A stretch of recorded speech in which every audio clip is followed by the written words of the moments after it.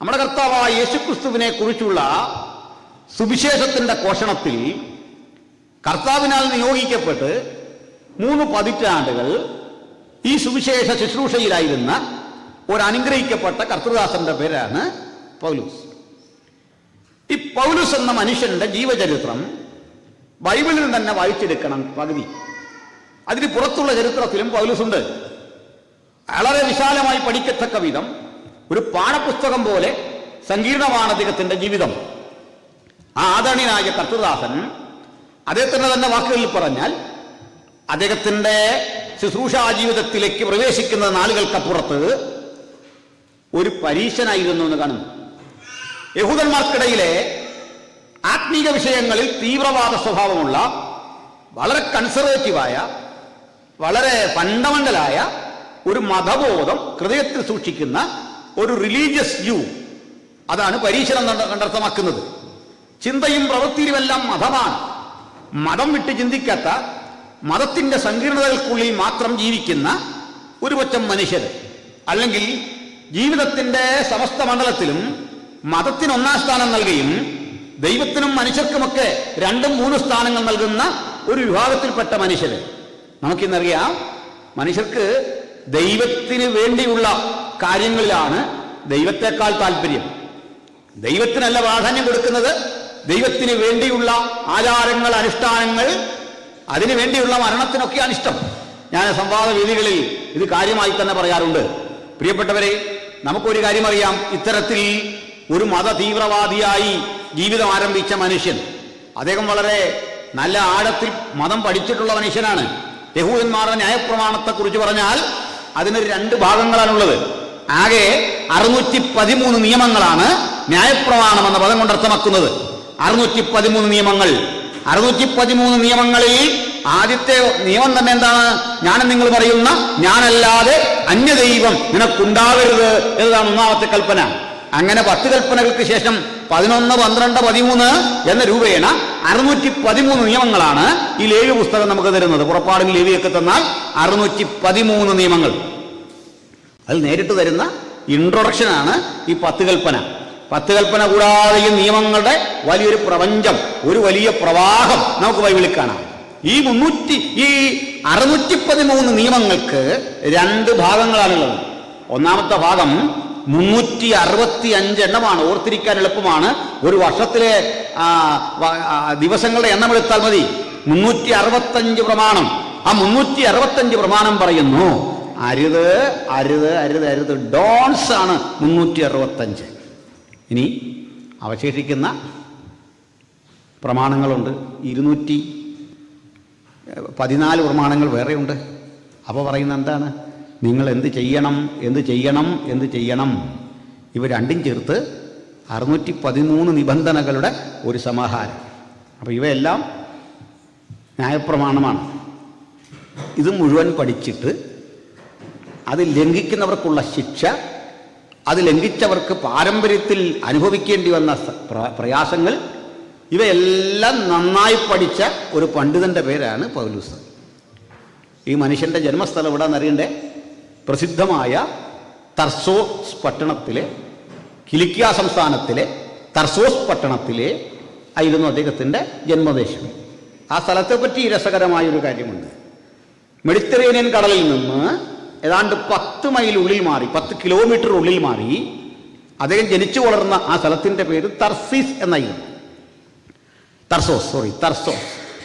ഈ തർസോസുകാരനായ ശൗൽ എന്ന പേര് കേൾക്കുമ്പോൾ ഓർക്കേണ്ടത് അദ്ദേഹത്തിൻ്റെ ഒരു പശ്ചാത്തലം കൂടി മനസ്സിലാക്കാനാണ്.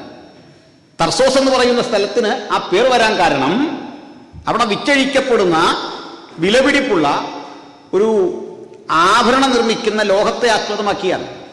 ആ ലോഹത്തിൻ്റെ മലയാളത്തിലെ പേര് ഗോമേതകം എന്നാണ്. അതിന് ഗ്രീക്ക് മൂലങ്ങളിൽ ടാസിസ്റ്റൻ എന്ന് കാണുന്നു. ഈ ടാസിസ്റ്റോൺ എന്നറിയപ്പെടുന്ന ഗോമേതക കല്ലുകളുടെ ക്രിസ്റ്റലുകൾ കിട്ടുന്ന ഇടമായിരുന്നു ഈ തർസോസ്. അതുകൊണ്ട് തന്നെ വിലപിടിപ്പുള്ള ആഭരണങ്ങൾ നിർമ്മിക്കുന്ന വലിയ ജുവല്ലറികളും അത് വിറ്റഴിക്കപ്പെടുന്ന ഇടങ്ങളും ഒക്കെയായി വളരെ ജനശ്രദ്ധ ആകർഷിക്കുന്ന ഒരു സമ്പന്ന നഗരമായിരുന്നു ഈ തർസോസ് എന്നറിയപ്പെടുന്നത്. വീണ്ടുമുണ്ട് ഒരു കാര്യം. ഈ തർസോസിലേക്ക് തർസോസിലൂടെ മെഡിറ്ററേനിയൻ കടലിൽ വന്ന് പതിക്കുന്ന ഒരു നദി ഉണ്ടായിരുന്നു. ആ നദിയുടെ പേര് സിഡ്നസ് എന്നായിരുന്നു. ഈ സിഡ്നസ് ലോകത്തിലെ തന്നെ തണുപ്പേറിയ നദികളിൽ ഒന്നായിരുന്നു. ഈ തണുപ്പേറിയ നദിയിലൂടെ കപ്പലിൽ, ചെറിയ കപ്പലിൽ, പായ്ക്കപ്പലിൽ യാത്ര ചെയ്ത് ആളുകൾ 10 കിലോമീറ്റർ ദൂരം യാത്ര ചെയ്ത് മെഡിറ്ററേനിയനിലൂടെ കടന്ന് ഈ ഭൂപ്രദേശത്തെത്തുകയും ഇതൊരു സുഖവാസ കേന്ദ്രമായി പരിണമിക്കുകയും ചെയ്തിരുന്നു. ഈജിപ്തിൽ നിന്ന് ചരിത്രപ്രസിദ്ധനായ ആന്റണിയും ക്ലിയോപാട്രയും ഒക്കെ ഈ നൗകാശികത്തിലൂടെ ഇതുവഴി വരികയും സുഖവാസ കേന്ദ്രമായി ഇവിടം തിരഞ്ഞെടുക്കുകയും ചെയ്തിരുന്നു.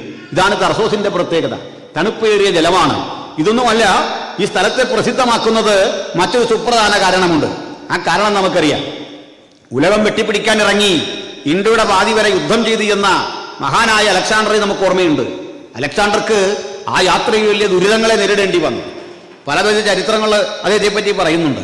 അതിലൊന്ന്, അദ്ദേഹത്തെ ഒരു കൊതു കടിച്ചെന്നും അദ്ദേഹം രോഗാതുരനായെന്നും പനി ബാധിച്ചെന്നും ആ പനി വല്ലാത്ത തീഷ്ണമായ അവസ്ഥയിൽ എത്തി നിൽക്കെ ഒരു വിനോദസഞ്ചാരത്തിന് പോയെന്നും ആ വിനോദസഞ്ചാരത്തിന്റെ ഭാഗമായി ഈ പറയുന്ന സിഡ്നസ് നദിയിലൂടെ കപ്പലിൽ, അന്നത്തെ പായ്ക്കപ്പലിൽ യാത്ര ചെയ്ത് പരിവാരങ്ങളും ഒത്തു വരുന്ന വഴിക്ക് ആളുകൾ ഈ വെള്ളത്തിൽ ചാടിക്കുളിക്കുന്നത് കണ്ട് അദ്ദേഹം പനിയുള്ള ഘട്ടത്തിൽ ഈ വെള്ളത്തിൽ ചാടിക്കുളിക്കാൻ തയ്യാറെടുത്തു എന്നുമാണ്.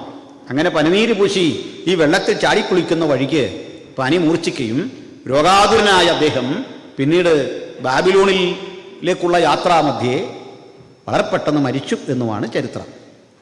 ഒറ്റവാക്കിൽ പറഞ്ഞാൽ മഹാനായ അലക്സാണ്ടറുടെ ജീവിതത്തിലെ ഏറ്റവും ഒടുവിലത്തെ കുളി നമ്മുടെ പൗലോസിൻ്റെ നാട്ടിൽ വെച്ചായിരുന്നല്ലോ അവസാനത്തെ കുളി. അപ്പം ഞാൻ അവിടെ നിന്നൊരു എൻ്റെതായ ഒരു വ്യാഖ്യാനം പറയാനുണ്ട്. എന്താണെന്നറിയണ്ടേ? വളരെ ചിന്താർഹമായൊരു കാര്യമാണേ. അതായത് അലക്സാണ്ടർ ലക്ഷ്യം ഉലകം മുഴുവൻ വെട്ടിപ്പിടിക്കുകയായിരുന്നു.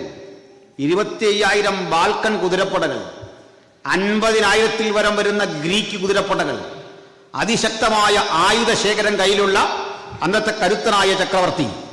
അറിവിൻ്റെ, ആശയങ്ങളുടെ തികവായിരുന്നു ആ മനസ്സ്.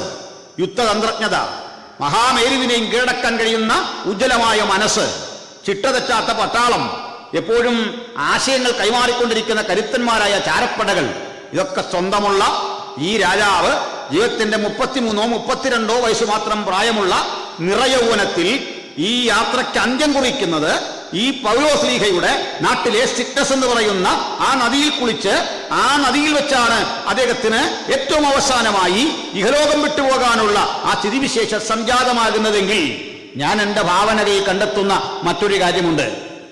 വളരെ ബാല്യം മുതൽ ഈ തണുപ്പേറിയ നദിയിൽ ചാടിക്കുളിച്ചും കളിച്ചും ജീവിച്ചു വന്ന ഒരു പാവം മനുഷ്യനുണ്ട്, പേര് പൗലോസ്.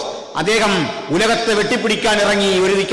ഒരിക്കലായി ഉലകത്തെ വെട്ടിപ്പിടിക്കാൻ കയ്യിൽ 1 രൂപയുടെ നാണയത്തൊട്ടില്ലാതെ, സഞ്ചരിക്കാൻ ഒരു കുതിരയും കഴുതയും സ്വന്തമില്ലാതെ, കൂടെ നടക്കാൻ കുതിരപ്പടയില്ലാതെ ഒറ്റക്കൊരുവനായി യാത്ര തിരിച്ച് 3 പതിറ്റാണ്ട് കൊണ്ട് ഉലകത്തെ മുഴുവൻ യേശുവിന് വേണ്ടി വെട്ടിപ്പിടിച്ചിട്ട് ഒടുവിൽ പറയാണ്, ഞാൻ നല്ല പോർ പൊരുതു, ഓട്ടം തികച്ചു, വിശ്വാസം കാത്തു.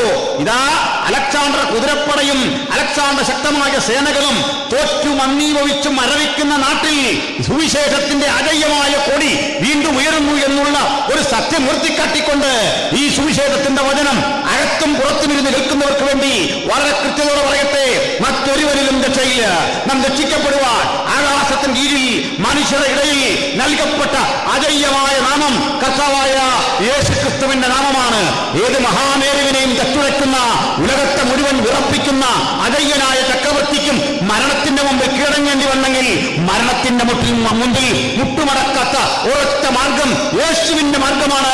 മരണത്തെ കണ്ട് ഭയമില്ലാത്ത ആ ദൈവപുത്രനെ ഈ രാത്രി കർത്താവിന്റെ രക്ഷിതാവായി കേൾക്കുന്നവരുടെ മുമ്പിൽ വരച്ചു കാട്ടിക്കൊണ്ട് ഞങ്ങൾ ആവർത്തിക്കുന്നു, രക്ഷ യേശുക്രിസ്തു കൂടി മാത്രം. മുഴു ലോകത്തിന്റെയും പാപത്തിന്റെ പരിഹാരം യേശുക്രിസ്തു മാത്രം. അവന്റെ രക്തത്തിൽ നമുക്ക് അതിക്രമങ്ങളുടെ മോചനം എന്ന വീണ്ടെടുപ്പുണ്ട്. മനുഷ്യരാശിയിൽ ലഭിച്ച ഏറ്റവും ശ്രേഷ്ഠകരമായ വിമോചനത്തിന്റെ വഴി യേശുക്രിസ്തു മാത്രം. ഞാൻ തന്നെ വഴിയും സത്യവും ജീവനും എന്നരുളിയ ആ ദൈവപുത്രനെ നമുക്ക് നമ്മുടെ ജീവിതത്തിൽ ഉയർത്താം. ഹല്ലേലൂയ. യേശു കർത്താവ് ഉയർത്തപ്പെടുന്ന ഇടത്ത് ഇരുട്ടിന്റെ ശക്തികൾക്ക് പിടിച്ചു നിൽക്കാനാവില്ല. കർത്താവ് ഉയർത്തപ്പെടുന്ന ഇടത്ത് മരണഭീതിക്ക് പിടിച്ചു നിൽക്കാനാവുകയില്ല. ഭാവിയെക്കുറിച്ചുള്ള പ്രതീക്ഷകൾ നഷ്ടപ്പെടുന്ന ഇടത്തും യേശുവിന്റെ രക്തത്തിന് പ്രവർത്തിക്കാൻ ഒരിടം കൊടുക്കാൻ ആർക്ക് മനസ്സുണ്ട്? എല്ലാ വഴികളും അടഞ്ഞു പോകുന്ന ഇടത്ത് ഇതാ ഞാൻ തന്നെ വഴിയെന്ന് അരുൾ ചെയ്തവൻ, തെറ്റുപറ്റാത്തവൻ ആവർത്തിച്ചുകൊണ്ടിരിക്കുകയാണ് ആ ശബ്ദമെങ്കിൽ കാതുകൂർപ്പിച്ച് നമുക്ക് അവന്റെ ശബ്ദം കേൾക്കാം. ഈ രാത്രി കാതുകൂർപ്പിച്ച് ഹൃദയം തുറന്ന് അവന്റെ ശബ്ദം കേൾക്കാൻ ആർക്ക് മനസ്സുണ്ട്? തങ്കലേകാഗ്രചിത്തന്മാർക്ക് തന്നെത്താൻ ബലവാനെന്ന് കാണിക്കേണ്ടതിന് അവിടുത്തെ കണ്ണുകൾ നമ്മുടെ മധ്യേ ഊടാടി സഞ്ചരിച്ചു കൊണ്ടിരിക്കുന്നു. അവിടുത്തെ സാന്നിധ്യം നമ്മളെ മാറ്റിമറിച്ചുകൊണ്ടിരിക്കുന്നു. ദൈവത്തിന്റെ വചനം നമുക്ക് രോഗശാന്തിയാണ്. ദൈവത്തിന്റെ വചനം തകർന്നടിഞ്ഞ ജീവിതത്തിന്റെ പ്രതീക്ഷകൾക്ക് പുത്തൻ ഉണർവാണ്. ദൈവത്തിന്റെ വചനം നമുക്ക് കരുത്താണ്. ഈ കരുത്തോടെ, ഈ ശക്തിയോടെ, ഈ ബലത്തോടെ നമുക്ക് യേശുവിനെ സ്പർശിച്ചിട്ട് പറയാം, അങ്ങയിൽ നിന്ന് ഇതാ ശക്തി പുറപ്പെടുന്നു, ഇതാ അങ്ങയിലെ ശക്തി ഞങ്ങൾ ആസ്വദിക്കുന്നു. അങ്ങയുടെ ശക്തി അഭിഷേകമായി, ദൈവകൃപയായി, വിവരിക്കാനാവാത്ത ആത്മനിറവിന്റെ അനുഭവമായി ഞങ്ങളെ മുമ്പോട്ട് നയിച്ചുകൊണ്ടിരിക്കുന്നു. Hallelujah, praise the lord. അതുകൊണ്ട് ഈ പൗലോസ് അവിടെ നിന്ന് ജീവിതം ആരംഭിക്കുകയാണ്. കടുകട്ടിയായ ഒരു തീവ്രവാദി, അദ്ദേഹത്തിൻ്റെ ഏകദേശം ഒരു 30 വയസ്സ് പ്രായമുള്ളപ്പോഴാണ് രക്ഷിക്കപ്പെടുന്നത്. ആ സംഭവമൊക്കെ നമുക്കറിയാം. ആ ജീവിതയാത്രയിൽ അദ്ദേഹത്തിന് ഉണ്ടായ ഒരു അനുഭവം എന്നത് വളരെ ചിന്തനീയമാണ്. അദ്ദേഹം ഞാനും നിങ്ങളൊക്കെ മനസ്സിലാക്കുന്നത് പോലെ ഈ സുവിശേഷത്തെ ഒന്ന് ഉന്മൂലനം ചെയ്യാൻ വേണ്ടി ആഗ്രഹിച്ചു. അതിനൊരു കാരണമുണ്ട്. ഈ സുവിശേഷത്തിൻ്റെ ആദ്യകാല വക്താക്കളെല്ലാം കുറെ പാവം മനുഷ്യരായിരുന്നു. പേരും പെരുമയുമില്ലാത്ത ഗലീലിയക്കടൽ തീരത്ത് ജീവിച്ചു പോകുന്ന ഒരു പറ്റം പത്രോസും മത്തായിയും മാർക്കോസില്ല അങ്ങനെയൊക്കെയുള്ള മനുഷ്യരാണ് ആദ്യം. പിന്നെ മാർക്കോസൊക്കെ വരുന്നത്. തന്നിൽ യേശുവിനൊപ്പം അന്നും ചില കരുത്തന്മാരൊക്കെ വന്നതാണ്. അതിലൊരാൾ നമ്മുടെ നിക്കോദിമോസായിരുന്നു. യേശു പക്ഷേ തൻ്റെ കൂടെ എടുത്തില്ല. എന്തായിരിക്കും നിക്കോദിമോസിനെ എടുക്കാത്തതെന്ന് ഒന്ന് ചിന്തിച്ചു നോക്കി. ഞാനുണ്ടേ പറഞ്ഞാണ് എനിക്ക് വേണ്ടി ആ നിക്കോദിമോസിനെ എടുക്കാൻ. കാരണം നിക്കോദിമോസിനെ എടുത്തിരുന്നെങ്കിൽ എനിക്ക് നിങ്ങൾക്കൊന്നും ഇവിടെ വരാൻ പറ്റില്ലായിരുന്നു. അയാൾ വലിയ കരുത്തനാണ്. നമ്മൾ ഓടിയാൽ ഒപ്പം എത്തുകയില്ല. കൃപയുടെ ശക്തി എന്തെന്ന് തെളിയിക്കാനാണ് അവൻ നമ്മളെയൊക്കെ തിരഞ്ഞെടുത്തേക്കുന്നത്. സ്തോത്രം, ഹല്ലേലൂയ. കൃപയുടെ വലിപ്പം ഒന്നും പോരാനും പറയാനും ഇല്ലാത്ത നമ്മെ തമ്പുരാൻ തിരഞ്ഞെടുത്തത് എന്തിനു വേണ്ടിയാണ്? നിക്കോദിമോസിനെ വെട്ടിക്കളഞ്ഞൊന്നും ഇല്ല കേട്ടോ. പക്ഷേ നിങ്ങളൊന്ന് ആലോചിച്ച്, നിക്കോദിമോസും പത്രോസും കൂടെ ഒരുമിച്ച് കൂടുന്നൊരു സ്ഥലത്ത് സ്വാഭാവികമായിട്ട് നിക്കോദിമോസിനാണ് പരിഗണന കിട്ടേണ്ടത്. കർത്താവ് പറഞ്ഞു, കുഞ്ഞു പോയിട്ട് രക്ഷിക്കപ്പെട്ടിട്ടൊക്കെ വാ, ഓക്കോ, വീണ്ടും ജനിച്ചിട്ടൊക്കെ നമുക്ക് കാണാം. പുള്ളി വിഷണനായിട്ട് പോയി. അവിടെ ആ പത്രോസിനെ നിർത്തിയേ. പത്രോസ് അമ്പരന്ന് പോയി. അപ്പോൾ പത്രോസ് അമ്പരക്കാൻ കാരണം കൃപയുടെ വലിപ്പം ഓർത്താൻ. ഇനി ആർക്കെങ്കിലും ആ കൃപയുടെ ആഴം മനസ്സിലായില്ലെങ്കിൽ അവിടെ നമ്മളെ പഠിപ്പിച്ചുകൊണ്ടിരിക്കും. നമ്മുടെ വിളിയുടെയും തിരഞ്ഞെടുപ്പിൻ്റെയും ശ്രേഷ്ഠത എന്തെന്ന് ഓരോ ദിവസം കഴിയുമ്പോൾ അവൻ പഠിപ്പിച്ചുകൊണ്ടിരിക്കും. നിങ്ങളുടെ നാവിലൂടെയൊക്കെ പ്രാർത്ഥിച്ചിട്ട് അവൻ ചെയ്യാൻ പോകുന്ന വലിയ കൃത്യങ്ങൾ കണ്ടിട്ട് നമ്മൾ അമ്പരന്ന് പോകുന്ന കാലം ഇതാ സമാഗതമാകാൻ പോകുകയാണ്. യോങ്കിച്ചോടെ പുസ്തകം വായിച്ചിട്ടും അത്ഭുതങ്ങളെക്കുറിച്ച് മനസ്സിലാക്കിയിട്ടും മഹാന്മാരെക്കുറിച്ചൊക്കെ പഠിച്ചിട്ടും നമ്മൾ അയ്യോ ഇങ്ങനെയൊക്കെ ദൈവം പ്രവർത്തിക്കുമോ എന്ന് ഇനി ചിന്തിക്കുന്ന നാളല്ല. നമ്മിലൂടെയും ദൈവം പ്രവർത്തിക്കാൻ പോകുന്നത് തിരിച്ചറിവില്ലേ. നമ്മുടെ പ്രാർത്ഥന അർത്ഥവത്താക്കുന്ന ദൈവത്തിൻ്റെ കാരുണ്യം നമ്മൾ ആസ്വദിച്ചറിയാൻ പോകുകയാണ്. സ്തോത്രം, ഹല്ലേലൂയ. അപ്പം നമുക്ക് പൗലോസിലേക്കൊന്ന് വരണം. ശ്രദ്ധിക്കണേ, ഇസ്രയേലിലെ ഒരു രീതി അനുസരിച്ച് ഒരാൺകുട്ടി 3-4 വയസ്സിനുള്ളിൽ പഠിക്കാൻ കൊണ്ടിരുത്തും. ചെറുപ്പം പോലെ വീട്ടിൽ പഠിക്കും, പിന്നെ ഈ കലാലയത്തിൽ കൊണ്ട് വിടുകയാണ്. നമ്മളൊക്കെ പണ്ട് നിലത്തെഴുതുക എന്നൊക്കെ പറയുന്ന പോലെയുള്ള അങ്ങനെയൊക്കെ പഠിച്ചിട്ടുള്ളവരില്ലേ നിലത്തെഴുത്തൊക്കെ. ചിലർക്ക് സമ്മതിക്കാൻ മടിയാണ്. അത്രയും പ്രായം ഉണ്ടെന്ന് സമ്മതിക്കാനൊരു മടി കൊണ്ടാണ് നിങ്ങൾ കൈ പൊക്കാൻ നേരത്തെന്ന് എനിക്കറിയാം. മനസ്സിലായില്ലേ? നിലത്തെഴുതിയിട്ടൊന്നുമില്ല, ഓല പഠിച്ചിട്ടൊന്നുമില്ല എന്ന് പറയാൻ നിങ്ങൾ മടി കാണിക്കുന്നതിൻ്റെ കാരണം എന്താണെന്ന് എനിക്കറിയാം. എനിക്കത്രയൊന്നും പ്രായം ആയിട്ടില്ലെന്നുള്ള ഒരു എൻ്റെ ഒരു സുഹൃത്തിനെ ഇവിടെ വന്നപ്പോൾ കണ്ടു. അങ്ങേരെ എന്നെ പണ്ട് കണ്ടിട്ട് പോകുന്നില്ലേ. അപ്പോൾ അതേ ആകപ്പാടെ എന്നോട് പറഞ്ഞു, എന്തോ പറ്റിയോട് ആകപ്പാടെ ഇയാൾ തലയൊക്കെ നിറച്ച് ക്ഷീണിച്ചു പോയി എന്ന് പറഞ്ഞു. നമ്മൾ ക്ഷീണിച്ചു, തല നിറച്ചു എന്നൊക്കെ പറയുമ്പോൾ നമുക്കൊരു വിഷമം വരും. അത് മാറാനൊരു വിദ്യയുണ്ട്. അയാളെ തിരിച്ചൊന്ന് നോക്കിയാൽ മതി, നമ്മുടെ ആ വിഷമം അങ്ങ് മാറും. മനസ്സിലായില്ലേ? ഒരാൾ നമ്മോട് പറയാ, ചെറുപ്പത്തിൽ നമ്മൾ കണ്ട് വിരിഞ്ഞാൽ നീ ആകപ്പാടെ എന്ത് പറ്റി ഇത്രയും ക്ഷീണം എന്ന് പറയുമ്പോഴേക്ക് പുള്ളിയെ നോക്കിയാൽ മതി, പുള്ളിയെ ക്ഷീണിച്ചായിരിക്കുന്നത്. അപ്പം നമുക്കൊരു ബലം അങ്ങനെ വരും, നമ്മൾ മാത്രമല്ല എന്നോർത്തല്ലേ. ഏതായാലും നമ്മൾ ഈ എഴുത്തൊക്കെ പഠിക്കുന്ന ആ ചെറുപ്രായത്തിൽ കൊണ്ട് പൗലൂസിനെ കലാലയത്തിലിരുത്തി. ഇദ്ദേഹം ഒരു ബെന്യാമീൻ ഗോത്രക്കാരനാണ്. ഞാനോർത്തു, എന്തിനാണ് ഈ മനുഷ്യൻ ഇങ്ങനെ ഇത്രയും പഠിക്കേണ്ട കാര്യമുണ്ടോ? നമുക്ക് ആവശ്യമുള്ള പഠിച്ചാൽ പോരെ, ആവശ്യമില്ലാത്തത് പഠിക്കാറില്ലല്ലോ. ഞാനൊരിക്കൽ അവിടുത്തെ ബൈബിൾ ക്ലാസ് എടുക്കാനായിട്ട് പോയി. അപ്പോൾ അവിടെ ഒരു സഹോദരനുണ്ട്. അയാൾ ഈ വലിയ ആയോധന കല, ഈ മാർഷൽ ആർട്സ്, അതാണ് ആയോധന കല, അത് പഠിപ്പിക്കുന്ന ആളായിരുന്നു. കുങ്ഫു കരാട്ടയൊക്കെ പഠിപ്പിക്കുന്ന ആളായിരുന്നു. നല്ലൊരു മനുഷ്യനാണ്. അദ്ദേഹം ഇത് പറഞ്ഞ എന്നോട് ചോദിച്ചു, പാസ്റ്റർക്ക് ഇങ്ങനെ വല്ലതും പഠിക്കണമെന്ന് ആഗ്രഹമുണ്ടോ? ഞാൻ പറഞ്ഞു, ഇത് പഠിച്ചാൽ വേസ്റ്റ് ആകുമല്ലോ, ഞാനാണ് ഇത് ആർക്കിട്ട് പ്രയോഗിക്കാനാണ്. വീട്ടിൽ പ്രയോഗിച്ചാൽ അതിന് വേറെ കേസ്. ഇത് പഠിച്ചിട്ട് പോലും പ്രയോഗിക്കുക എന്നുള്ളത് നമുക്കൊരു ബുദ്ധിമുട്ട് അല്ലേ?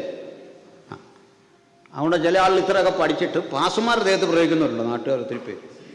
വിജയിക്കുവാണ്. നമ്മളാകുമ്പോൾ തിരിച്ചൊന്നും പ്രതികരിക്കുകയല്ലോ എന്നോർത്ത് നമുക്കിതൊന്നും ചെയ്യാൻ പറ്റില്ല. ഞാനാണ് ഇത് പഠിച്ചിട്ട്. അന്നേരം പുള്ളി ഒരു ഒഴിവിന് ഇത് നല്ലതാണ്, അത്യാവശ്യമൊക്കെ പഠിക്കുന്നത്. ഒരടി വന്നാൽ ഞാൻ പറഞ്ഞപ്പോൾ ഒഴിയാനിപ്പോൾ ഇത്രയും വേണ്ട, നമുക്കിത് എത്രയോ പരിപാടി അറിയാം. അപ്പോൾ ഞങ്ങളുടെയൊക്കെ പരിപാടി വന്ന വണ്ടിക്ക് പോവുകയില്ല, പോയ വണ്ടിക്ക് വരികയില്ല, വന്ന വഴിക്ക് പോകത്തില്ല. ഭയങ്കര പരിപാടി, അങ്ങനെയൊന്നും പിടികിട്ടുകയില്ല. അപ്പോൾ അവസാനം പുള്ളി ചോദിച്ചു, ഇതൊക്കെ ആണെങ്കിലും ഈ തെറുപ്പുവാൾ കണ്ടിട്ടുണ്ടോ? ഞാൻ പറഞ്ഞില്ല, ഞാനതൊന്നും കണ്ടിട്ടില്ല. ഇങ്ങനെ പരിപാടി എന്നാന്നറിയാം, ഈ ചിത്രകഥയിലൊക്കെ വായിച്ചിട്ടുണ്ട്, ഇങ്ങനെ വീശി വിടുമ്പോൾ ചെന്ന് തല കൊയ്ത് പോരുന്ന സാധനമാണ്. ഇതിനൊരാൾ വെട്ടിയാൽ എന്ത് ചെയ്യുമെന്ന് ചോദിച്ചു. ഞാനിപ്പോൾ എന്തോ ചെയ്യാൻ, അത് വെട്ടിയെന്ന് വിചാരിക്കുക, നമ്മുടെ വിധി ഇത്രയായിരുന്നൊക്കെ നമ്മളങ്ങ് വിചാരിക്കുമല്ല. എന്താ? അദ്ദേഹം പറഞ്ഞ അല്ല, അത് നേരിടാൻ പഠിക്കണമെന്ന് പറഞ്ഞു. ഞാൻ ചോദിച്ചെന്തോ? ആരെങ്കിലും തെറുപ്പുവാളിനെ വെട്ടിയാൽ ഓലമടൽ കൊണ്ട് വിലങ്ങണമെന്ന് പറഞ്ഞു. ഞാൻ പറഞ്ഞത് നല്ലൊരു ഐഡിയ, എനിക്കത് വളരെ പ്രയോജനപ്പെട്ടു. ഇനി ആരെങ്കിലും എന്നെ തെറുപ്പുവാൾ വെച്ച് വെട്ടിയാൽ ഞാൻ പറയും, നിൽക്ക്, ഞാൻ ഓലമടൽ വെട്ടിക്കൊണ്ട് വരട്ടെന്ന് പറയും. കൊള്ളാം, അഭ്യാസമൊക്കെ ഇത്രേ ഉള്ളൂ അല്ലേ? എന്തിനാണ് പറഞ്ഞെന്നറിയണ്ടേ? ഈ പൗലോസ് എന്തിനാന്നേ പോയി ന്യായപ്രമാണം പഠിക്കുന്ന പരിധി വിട്ട്? എത്ര ന്യായപ്രമാണം പഠിച്ചാലും Paul, you will not become a priest. You can be a priest. നിങ്ങൾക്ക് പ്രീസ്റ്റ് ആയാൻ ഒക്കില്ലെന്ന്. പ്രീസ്റ്റ് ആകാൻ പറ്റില്ല. കാരണം എന്താണ്? ഞാൻ ബെന്യാമീൻ ഗോത്രക്കാരൻ. പഠിപ്പൊക്കൊണ്ട് കുപ്പായം തരികയില്ല, നടക്കൂല. പിന്നെ എന്തിനാ പഠിക്കുന്നേ? പിന്നിത് പഠിക്കേണ്ട ഒരാളുണ്ട്, രാജാവാണ്. ആവർത്തന പുസ്തകം കൃത്യമായി എഴുതി, നിന്റെ ദൈവമായ യഹോവ നിനക്കൊരു രാജ്യം തരുന്ന ഇടത്ത് ഒരു രാജാവിനെ വാഴിക്കുമ്പോൾ അവൻ യഹോവയുടെ ന്യായപ്രമാണത്തിന്റെ ഒരു പ്രതി സ്വന്തം കൈകൊണ്ട് എഴുതിയെടുക്കണം. എന്നുവെച്ചാൽ പഠിക്കണം. അങ്ങനെയാണെങ്കിൽ രണ്ട് കാര്യമില്ല, അത് യഹൂദ ഗോത്രത്തിനാണ് അല്ലേ? പിന്നെ എന്തിനായിരിക്കണം ഈ ബെന്യാമീൻ ഗോത്രക്കാരനിത് പഠിച്ചേ? അവർക്ക് ഉയരാൻ പറ്റിയ പരമാവധി പദവി സന്നിദ്രീൻ എന്ന് പറയുന്നൊരു കൗൺസിലുണ്ട്. ന്യായാധിപന്മാർ ഒത്തുകൂടുന്നൊരു സംഘമാണ്. അവിടുത്തെ ലോയേഴ്സിൻ്റെ സ്ഥലമാണ്. അല്ലെങ്കിൽ സോളിസിറ്റേഴ്സ് ഒത്തുകൂടുന്ന, അറ്റോർണിമാർ ഒത്തുകൂടുന്ന ഒരു ചേംബറാണ്. ആ ചേംബറിൽ അഭിപ്രായം പറയാൻ എഴുന്നേറ്റ് നിന്ന് വാദിക്കാം. നിയമത്തെ നിയമം കൊണ്ട് ഇല്ലായ്മ ചെയ്യുന്ന ആ പൊതുസ്ഥലത്ത് പോയി അവിടെ പരമാധികാരികളുടെ സ്റ്റാറ്റസിൽ ഇരിക്കാം. പക്ഷേ ആത്യന്തിക വിധി പുരോഹിതൻ പറയും. പുരോഹിതനാണ് അവിടുത്തെ സുപ്രീം കോർട്ടിലെ ആ ഫൈനൽ വിധി പറയുന്ന ആള്. 70 അംഗങ്ങളടങ്ങുന്ന ന്യായാധിപ സദസ്സ് വരെ നിനക്ക് വരാൻ പറ്റൂ. ഇവിടെ വരെ വരാൻ വേണ്ടി ഇത്രയും പഠിക്കണോ? മനസ്സിലായോ? നമ്മുടെ നാട്ടിലൊക്കെ ഈ PSCയുടെ ക്വസ്റ്റ്യൻ, ഇവിടുത്തെയൊക്കെ രീതി എനിക്കറിയില്ല. ഈ പോസ്റ്റിൽ കയറുന്ന ആളിനോട്, ലൈമാനായിട്ട് ജോലിക്ക് എടുക്കുന്നതിനോട് ചോദിക്കുന്ന ചോദ്യം, അയർലൻഡിൻ്റെ പതാകയുടെ കളർ എന്തിനാണ്? ഇതെന്തിനാ? ഈ തൊഴിലുമായിട്ടുള്ള ഇതിൻ്റെ ബന്ധം എനിക്കിതുവരെ മനസ്സിലായിട്ടില്ല. ഇവിടുത്തെ ഫ്ലാഗിൻ്റെ കളറ് പഠിച്ചിട്ട് അവിടുത്തെ പോസ്റ്റ് എങ്ങനെ ശരിയാക്കുന്നൊരു പിടിയും കിട്ടുന്നില്ല. മനസ്സിലാവുന്നോ? PT ഉഷയ്ക്ക് ഏത് ഓട്ടത്തിൽ വെച്ചാൽ മെഡൽ നഷ്ടപ്പെട്ടു പോയെന്ന് ഈ ലൈൻമാൻ പഠിക്കുന്ന എന്തിനാന്നൊരു പിടിയും കിട്ടുന്നില്ല. പോസ്റ്റ്മാൻ എന്തിനാണിത് പഠിക്കുന്നത് മനസ്സിലാകുന്നില്ല. പെലയുടെ എത്രാമത്തെ അവസാനത്തെ ഗോൾ, അവയുടെ എത്രാമത്തെ ആയിരുന്നു ഒരു ചോദ്യം ചോദിക്കേണ്ടത്, ഇയാളോട് എന്തിനു ചോദിക്കുന്ന പിടികിട്ടുന്നില്ല. ഡിപ്പാർട്ട്മെന്റ് അനുസരിച്ച് വേണ്ട ചോദിക്കാൻ. ഇതിനായി പറഞ്ഞേ പോട്ടെ. ഞാൻ പറഞ്ഞതേ, പോൾ ഇതൊക്കെ പഠിച്ചു. പോൾ എന്തിനായിരിക്കും പഠിച്ചേ? എൻ്റെ ഒരു ഐഡിയ ഞാൻ പറയാം.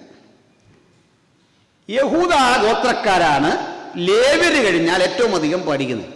ഒന്നാമത് ലേവ്യന്മാർ, രണ്ടാമത് യഹൂദ ഗോത്രക്കാർ, കാരണം അവർ രാജാക്കന്മാരോ ആ രാജകുലത്തിൽപ്പെട്ടവരോ ആണ്. ഈ ബെന്യാമിൻ ഗോത്രക്കാർ ഇതെന്തിനു പഠിക്കുന്നു? കാരണമുണ്ട്. കാരണത്തിലേക്ക് വരാം. ഈ ബെന്യാമിൻ ഗോത്രക്കാരും യഹൂദ ഗോത്രക്കാരും ഒരു ക്ലാസ്സിലിരുന്ന് പഠിക്കുമ്പോഴും മത്സരമാണ്. പലതരം പ്രശ്നമാണ്. ലേവ്യരായിട്ടല്ലെന്നേ. ലേവ്യരോട് പറയുന്നു, നിങ്ങൾക്ക് ദൈവത്താൽ ലഭിച്ച അധികാരമാണ്, സമ്മതിച്ചു, നിങ്ങളാണ് പുരോഹിതന്മാരാകേണ്ടത്, പക്ഷേ രാജാവാകാൻ ഞങ്ങൾക്കൊരു റൈറ്റ് ഉണ്ട്. എന്താ റൈറ്റ്? ഇസ്രയേലിൻ്റെ രാജ്യത്വം, മൊണാർക്കി, അത് സ്റ്റാർട്ട് ചെയ്യുന്നത് യഹൂദ ഗോത്രക്കാരിലൂടെ അല്ല, ബെന്യാമിൻ ഗോത്രക്കാരനായ ശൗലിലൂടെയാണ്. മനസ്സിലായോ? അതുകൊണ്ട് നാളെ ഒരിക്കൽ രാജ്യം കിട്ടിയാൽ അഡ്വാൻസ്ഡ് ആയിട്ട് ഞങ്ങൾ ചിലത് പഠിച്ചു വെക്കുകയാണ്, ഞങ്ങൾ ചിലത് ഗ്രഹിച്ചു വെക്കുകയാണ്. നോക്കണം, നമുക്കറിയാം വ്യത്യസ്ത മതങ്ങളിൽ വ്യത്യസ്ത ആശയങ്ങളിൽപ്പെട്ട ആളുകൾ ഒരു പൊതുവേദിയിൽ വന്നിരിക്കുമ്പോൾ അവരുടെ ഉള്ളിൽ ഉറഞ്ഞുകൂടിയിരിക്കുന്ന പലതരം ചിന്തകളുടെ ബഹിസ്ഫുരണം ഉണ്ടാകും. ലേവ്യരും യഹൂദ ഗോത്രക്കാരും ബെന്യാമിൻ ഗോത്രക്കാരും ഒരുമിച്ച് കൂടുന്ന കലാലയങ്ങളിൽ വെച്ച് പൗലോസിന്റെ ഉള്ളിൽ ഒരു വലിയ വൈരാഗ്യം കിടപ്പുണ്ട്. എന്താണ് വൈരാഗ്യം? ഞങ്ങളുടെ പിതാമഹനായ ബെന്യാമിൻ ഗോത്രക്കാരനായ ശൗലിനെ ഓടിച്ചു വിട്ടിട്ട് രാജ്യത്വം പിടിച്ചു വാങ്ങി. അങ്ങനെ ഞങ്ങൾക്ക് പരമ്പരയായി കിട്ടേണ്ട രാജ്യത്വം പിടിച്ചു വാങ്ങിയ ഒരു കൂട്ടരാണ് ആര്? യഹൂദ, അല്ലെ ദാവീദിന്റെ മക്കൾ. പിടികിട്ടിയോ?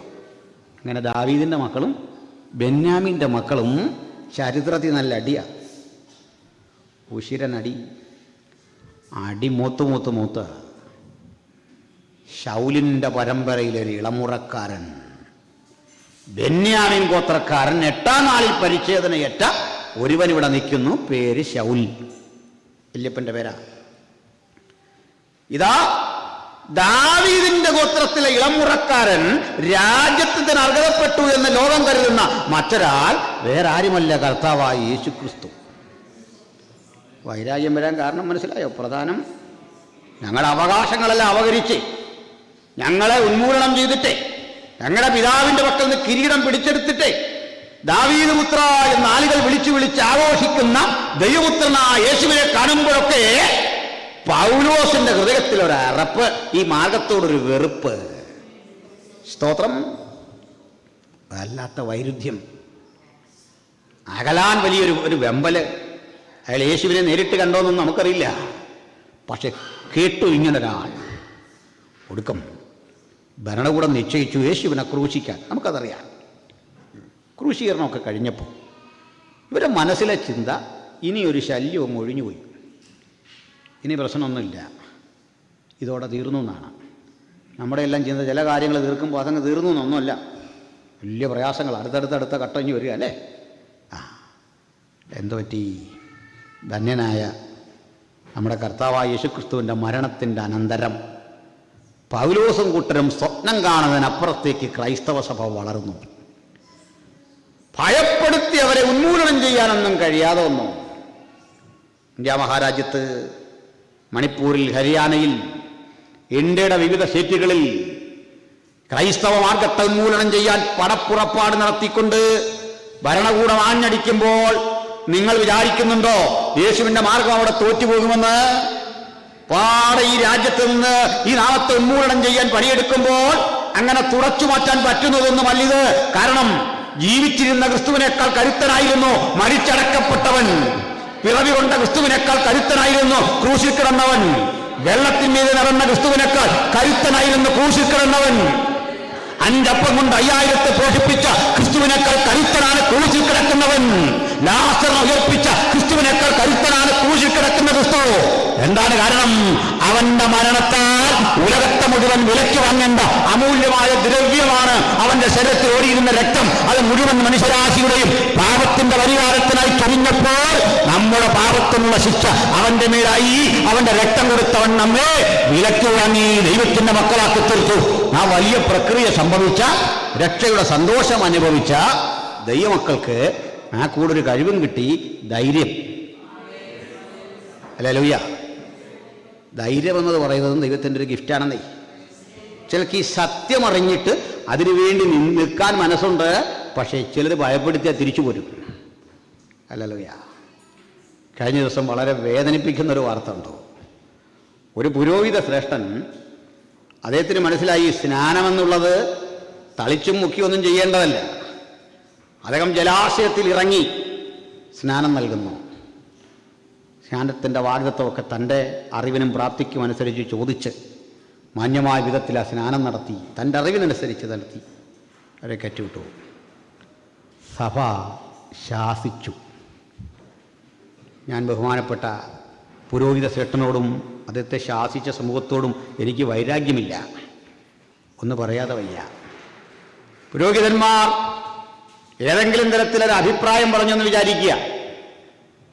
ഉദാഹരണം, ഏതെങ്കിലും പുരോഹിതൻ പറയുകയാണ്, ഈ ബൈബിളിലെ വെളിപ്പാട് പുസ്തകം ദൈവികമാണെന്ന് തോന്നുന്നില്ലെന്ന് ഒരാൾ പറഞ്ഞാൽ സഭ നടപടിയൊന്നും എടുക്കുകയില്ല. യേശുവിൻ്റെ വീണ്ടും വരെ ഒരു സങ്കല്പമാണ്, ഹൃദയത്തിലാണെന്ന് ഒരാൾ പറഞ്ഞാലും അവിടെ വിഷയമൊന്നുമില്ല. എനിക്കങ്ങനെ അറിയാം ആളുകളെ. മറ്റേ ഏതെങ്കിലും ഒരാൾ പറയുകയാണ് യേശു അത്ഭുതം ചെയ്തു എന്ന് പറയുന്നതിന് തെളിവില്ല എന്ന് പറയുക. എന്തിന്? നമുക്കറിയാം, പ്രമുഖരായ പലരും ഇതുപോലത്തെ അഭിപ്രായങ്ങൾ പറഞ്ഞിട്ടുണ്ട്. സഭ ഒരിക്കലും അത് തിരുത്താൻ പോകത്തില്ല. കുറേ അത് അദ്ദേഹത്തിൻ്റെ അഭിപ്രായം റെസ്പെക്റ്റ് ചെയ്യും. പക്ഷേ ശുശ്രൂഷാരംഗത്ത് വിശുദ്ധ തിരുവെഴുത്തിനോടും വിശുദ്ധ പാരമ്പര്യങ്ങളോടും അപ്പോസ്തോലിക അധ്യയനത്തോടും യേശുവിൻ്റെ വാഗ്ദത്തങ്ങളോടും അവിടുത്തെ പഠിപ്പിക്കലിനോടും ഏറെ കൃത്യമായി നിൽക്കുന്ന നിമജ്ജന സ്നാനം നൽകിയപ്പോൾ ഇത് ശാസിച്ചു. ആ പുരോഹിതൻ ഭയപ്പെട്ടുപോയി. അദ്ദേഹം പരസ്യമായി ക്ഷമ പറഞ്ഞു. പ്രിയർ ഓർക്കണം, ഇവിടെയാണ് വചനം പറയുന്നത്, മഹാപ്രതിഫലമുള്ള നിങ്ങളുടെ ധൈര്യം തള്ളിക്കളയരുത്. ഒറ്റയ്ക്ക് വീട് വിട്ട് യേശുവിനെ അനുഗമിച്ച നിരവധി ജീവിതങ്ങളെ ഞാനിന്നിവിടെ കാണുകയാണ്. ഈ ശബ്ദം കേൾക്കുന്നവർക്കിടയിൽ ഏകരായ യേശുവിനെ കണ്ടിറങ്ങിയ നിരവധി സഹോദരി സഹോദരന്മാരെ കാണുകയാണ്. മഹാപ്രതിഫലമുള്ള നിങ്ങളുടെ ധൈര്യം തള്ളിക്കളയരുത്. ഹല്ലേലൂയ, സ്തോത്രം. ഇവിടെ എന്താണ്ടേ, ഈ പൗലോസിലേക്ക് തന്നെ വരാം. അദ്ദേഹം ഒരു കാഴ്ച കണ്ടു. ഈ സന്നിധിൻ്റെ സംവിധാനം ഞാനൊന്ന് പറയാം. സന്നിധിയിൽ ആകപ്പാടെ ഉള്ളത് 70 പേരാണ്. സന്നിധി എന്ന് പറഞ്ഞാൽ അവിടുത്തെ ഒരു കോർട്ടാണ് കേട്ടോ, റിലീജിയസ് കോർട്ടാണ്. ഈ കോടതി കൂടിയിരിക്കുന്നു. മഹാപുരോഹിതനാണ് അതിൻ്റെ അധ്യക്ഷൻ. മഹാപുരോഹിതന് വന്നില്ലെങ്കിൽ അദ്ദേഹം അപ്പോയിന്റ് ചെയ്യുന്ന ഒരാൾ മതി അദ്ദേഹത്തിന് ഇരിക്കാം. ഈ 70 പേരും സന്നിഹിതരാകണമെന്നൊന്നും നിയമമില്ല. നിയമമല്ല, എല്ലാവർക്കും അങ്ങനെ വന്നുകൂടാൻ പറ്റിയെന്ന് വരികയല്ലോ. അപ്പോൾ അവൈലബിൾ മെമ്പേഴ്സ്, അതിൽ നിന്ന് എത്ര വന്നാലും ഇവർ രണ്ടായി തിരിഞ്ഞിരിക്കണം, 2 ഭാഗമായിട്ട് മാറണം. 35 പേർ മഹാപുരോഹിതന്റെ വലത്ത് ഭാഗത്തിരിക്കണം, 35 പേർ മഹാപുരോഹിതന്റെ ഇടത്ത് ഭാഗത്തിരിക്കണം. ആരോപണ വിധേയനായ പ്രതിയെ കൊണ്ടുവന്ന് നിർത്തിയിട്ട് വിചാരണയെല്ലാം ചെയ്തു കഴിയുമ്പോൾ മഹാപുരോഹിതൻ ചോദിക്കും, സാക്ഷിമൊഴിയുണ്ടോ? സാക്ഷിയുണ്ട്. സാക്ഷി വന്നു. സാക്ഷിമൊഴികൾ തമ്മിൽ ഒക്കുന്നതായി തോന്നുന്നുണ്ടോ? ഉണ്ട്. ഈ വാദത്തിൻ്റെ ഇടയ്ക്ക് ചില പറയും അങ്ങനെ കൃത്യമാണെന്ന് തോന്നുന്നില്ല. ഇങ്ങനെ ഇവർ തമ്മിൽ വാഗ്വാദം തുടങ്ങും. ഈ കൗൺസിൽ വാഗ്വാദമാണ്. എന്നിട്ടേ മഹാപുരോഹിതൻ ഇടത്തോട്ടാണ് ആദ്യം നോക്കുന്നത്. ഇടത്തിരിക്കുന്നവർക്കാണ് ആദ്യം സംസാരിക്കാൻ അവസരം. അവരെഴുന്നേക്കും. എഴുന്നേറ്റിട്ട് പറയും, പ്രഭോ, കേട്ടറിഞ്ഞിടത്തോളം, വായിച്ചറിഞ്ഞിടത്തോളം, സാക്ഷിമൊഴി കേട്ടിടത്തോളം, ഇവനെ വിശകലനം ചെയ്തിടത്തോളം ഇവൻ കുറ്റവാളിയാണ്. മോശയുടെ ന്യായപ്രമാണം പറയുന്നതനുസരിച്ച് അവനെ കല്ലെറിഞ്ഞു കൊല്ലണം. തെളിവൊക്കെ കറക്റ്റാണ്. പുരോഹിതൻ അടുത്ത ഘട്ടം വലത്തോട്ട് നോക്കും. അവിടുന്ന് ഒരു പക്വമതിയായ മനുഷ്യൻ എഴുന്നേറ്റിട്ട് പറയും, പ്രഭോ, ഈ സാക്ഷിമൊഴിയിൽ ഞാൻ ഇത്രയും വൈരുദ്ധ്യം കാണുന്നുണ്ട്. ഓരോന്നോരോന്ന് പറയണം. തന്നല്ല, ഇതൊരുത്തൻ്റെ മരണമാണ് അടുത്ത വിധി. നമുക്ക് ഇവൻ തെറ്റ് ചെയ്തില്ലെങ്കിൽ ശിക്ഷ നമുക്ക് തരികയില്ലേ ദൈവം. അവിടെ ഒരു വിട്ടുവീഴ്ച ചെയ്യാം. അതിന് നിയമമുണ്ടല്ലോ. ഇവൻ കുറ്റവാളിയാണെങ്കിൽ അവനെ രക്ഷിക്കാൻ, അവനൊരു ഫേവറായിട്ടൊരു നിലപാടെടുക്കാൻ നമുക്ക് ചരിത്രമുണ്ടേ.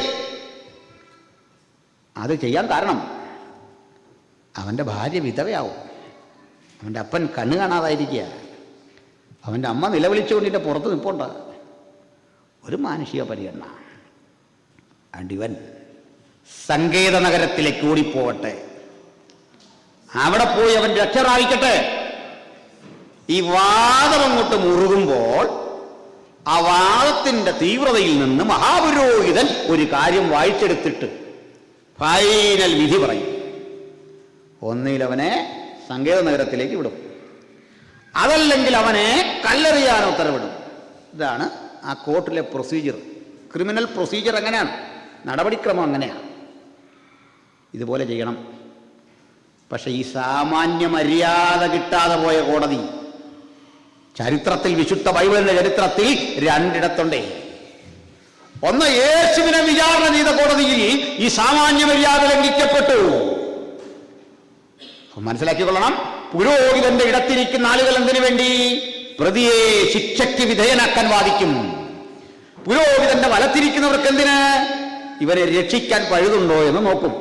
ഇതിനാ സങ്കീർത്തനത്തിൽ പറയുന്ന വലത്തോട്ട് നോക്കി കാണണമേ, സഹായിക്കാൻ ആരുമില്ല. മനസ്സിലായില്ലേ? അവിടുന്ന് ആരുമില്ല. വലത്ത് നിന്ന് നമുക്ക് വേണ്ടി സംസാരിക്കാൻ ഒരാളുമില്ല.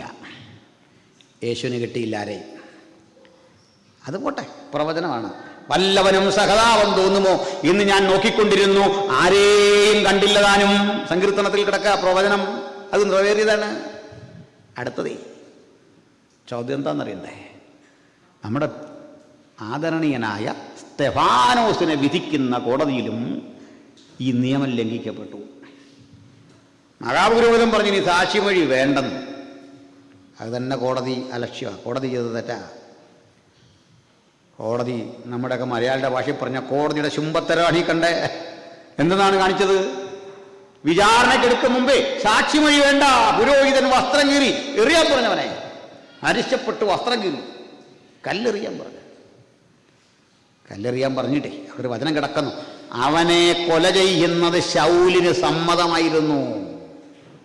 ശൗല് കൺസെന്റ് കൊടുത്തെന്ന്. ഓക്കെ, അതിൻ്റെ അർത്ഥം കൺസെന്റ് കൊടുക്കത്തക്ക വിധ ഒരു അധികാരം ശൗലിലുമുണ്ട്. അവന്റെ ഒരു മുദ്ര പേപ്പറുണ്ട്, അതിൽ കൊന്നുമുടിക്കാൻ പുരോഹിതൻ കൊടുത്ത അനുമതി പത്രമുണ്ട്. പുരോഹിതൻ ഈ മുഴുവൻ ഉത്തരവാദിത്വവും പൗലോസിൽ വെച്ച് കെട്ടിയിട്ട് പറഞ്ഞു, തട്ടിയേക്കാൻ പറഞ്ഞു. പൗലോസും കണ്ണു കാണിച്ചു, ഏറി നടക്കട്ടെ, എറിയണം, കല്ലെറിയണം. എന്നോട് ചോദിക്കുക, ഇങ്ങനെ എറിയുമ്പോൾ വേദനയുണ്ടാവും. ഭക്തനായതുകൊണ്ട് വേദനയില്ല വരുമോ? ഭക്തനാകുമ്പോഴും വേദന വരും. നമ്മളെ തീയിലിട്ട് ചുട്ടാലും വേദന വരും, സാധാരണ മനുഷ്യനെ ഇട്ടാലും വരും. നമുക്കും സാധാരണ മനുഷ്യനെ പോലെയുള്ള എല്ലാ അനുഭവങ്ങളും ഉണ്ടാകും. പക്ഷെ അപൂർവ ഘട്ടങ്ങളിൽ അതിനെ അതിജീവിക്കാനൊരു കൃപയും കിട്ടും. അപൂർവ ഘട്ടങ്ങളിൽ ആ വേദനരഹിതമായ ഒരവസ്ഥയിൽ സംജാതമാകും. ഈ രാജ്യം ഒരിക്കൽ ഇരുട്ടിന്റെ ആഴങ്ങളിൽ കൂടി കടന്നുപോയിരുന്നു. ഈ മഹാരാജ്യത്തെ ജ്വലനാത്മകമാക്കിയത് ഈ വിശുദ്ധ ബൈബിളാണ്. അനവധി ഭക്തന്മാരുടെ കണ്ണീര് വീണ ഒരു മണ്ണിലാണ് ഞാനും നിങ്ങളും നിൽക്കുന്നത്. അവരാണ് ഉലകത്തെ നവീകരിക്കാൻ വേണ്ട അത്യാധുനികമായ ചിന്തകൾ, ധാർമ്മികതയുടെ ഉയർന്ന പാഠങ്ങൾ ലോകത്തെ പഠിപ്പിച്ചത്. ലോകത്തെ സംസ്കരിച്ച് ഇന്നുള്ള അളവിലേക്ക് രൂപപ്പെടുത്തുവാൻ ദൈവത്താൽ ഉപയോഗിക്കപ്പെട്ട നൂറുകണക്കിന് മിഷണറിമാരുടെ രക്തം വീണ മണ്ണിലാണ് ഞാനും നിങ്ങളും ഇന്ന് വന്നിരിക്കുന്നതെങ്കിൽ ഇവരിക്കുന്ന ഓരോ ദൈവത്തിലും മനസ്സിലാക്കേണ്ടത് അവരുടെ ജീവരക്തം, അവരുടെ പ്രാണൻ ഇതിനു വേണ്ടി കൊടുത്തില്ല എങ്കിൽ എനിക്കും നിങ്ങൾക്കും ഈ രാജ്യ സ്വപ്നം കാണാൻ കഴിയുമായിരുന്നില്ല, ഇവിടെ വരാൻ കഴിയുമായിരുന്നില്ല. ഒന്നുറപ്പാക്കിയേ മടങ്ങാവൂ. അനവധി ഭക്തന്മാർ അങ്ങനെ അവരുടെ പ്രാണൻ കൊണ്ട് നേടിയെടുത്ത വിശുദ്ധന്മാർ ഒരിക്കലായി വരമേൽപ്പിച്ച അതിവിശുദ്ധ വിശ്വാസത്തിന്റെ പ്രഖ്യാപനമാണ് എന്നിലൂടെയും നിങ്ങളിലൂടെ ദൈവത്തിന്റെ പരിശുദ്ധാത്മാവ് ആഗ്രഹിക്കുന്നത്.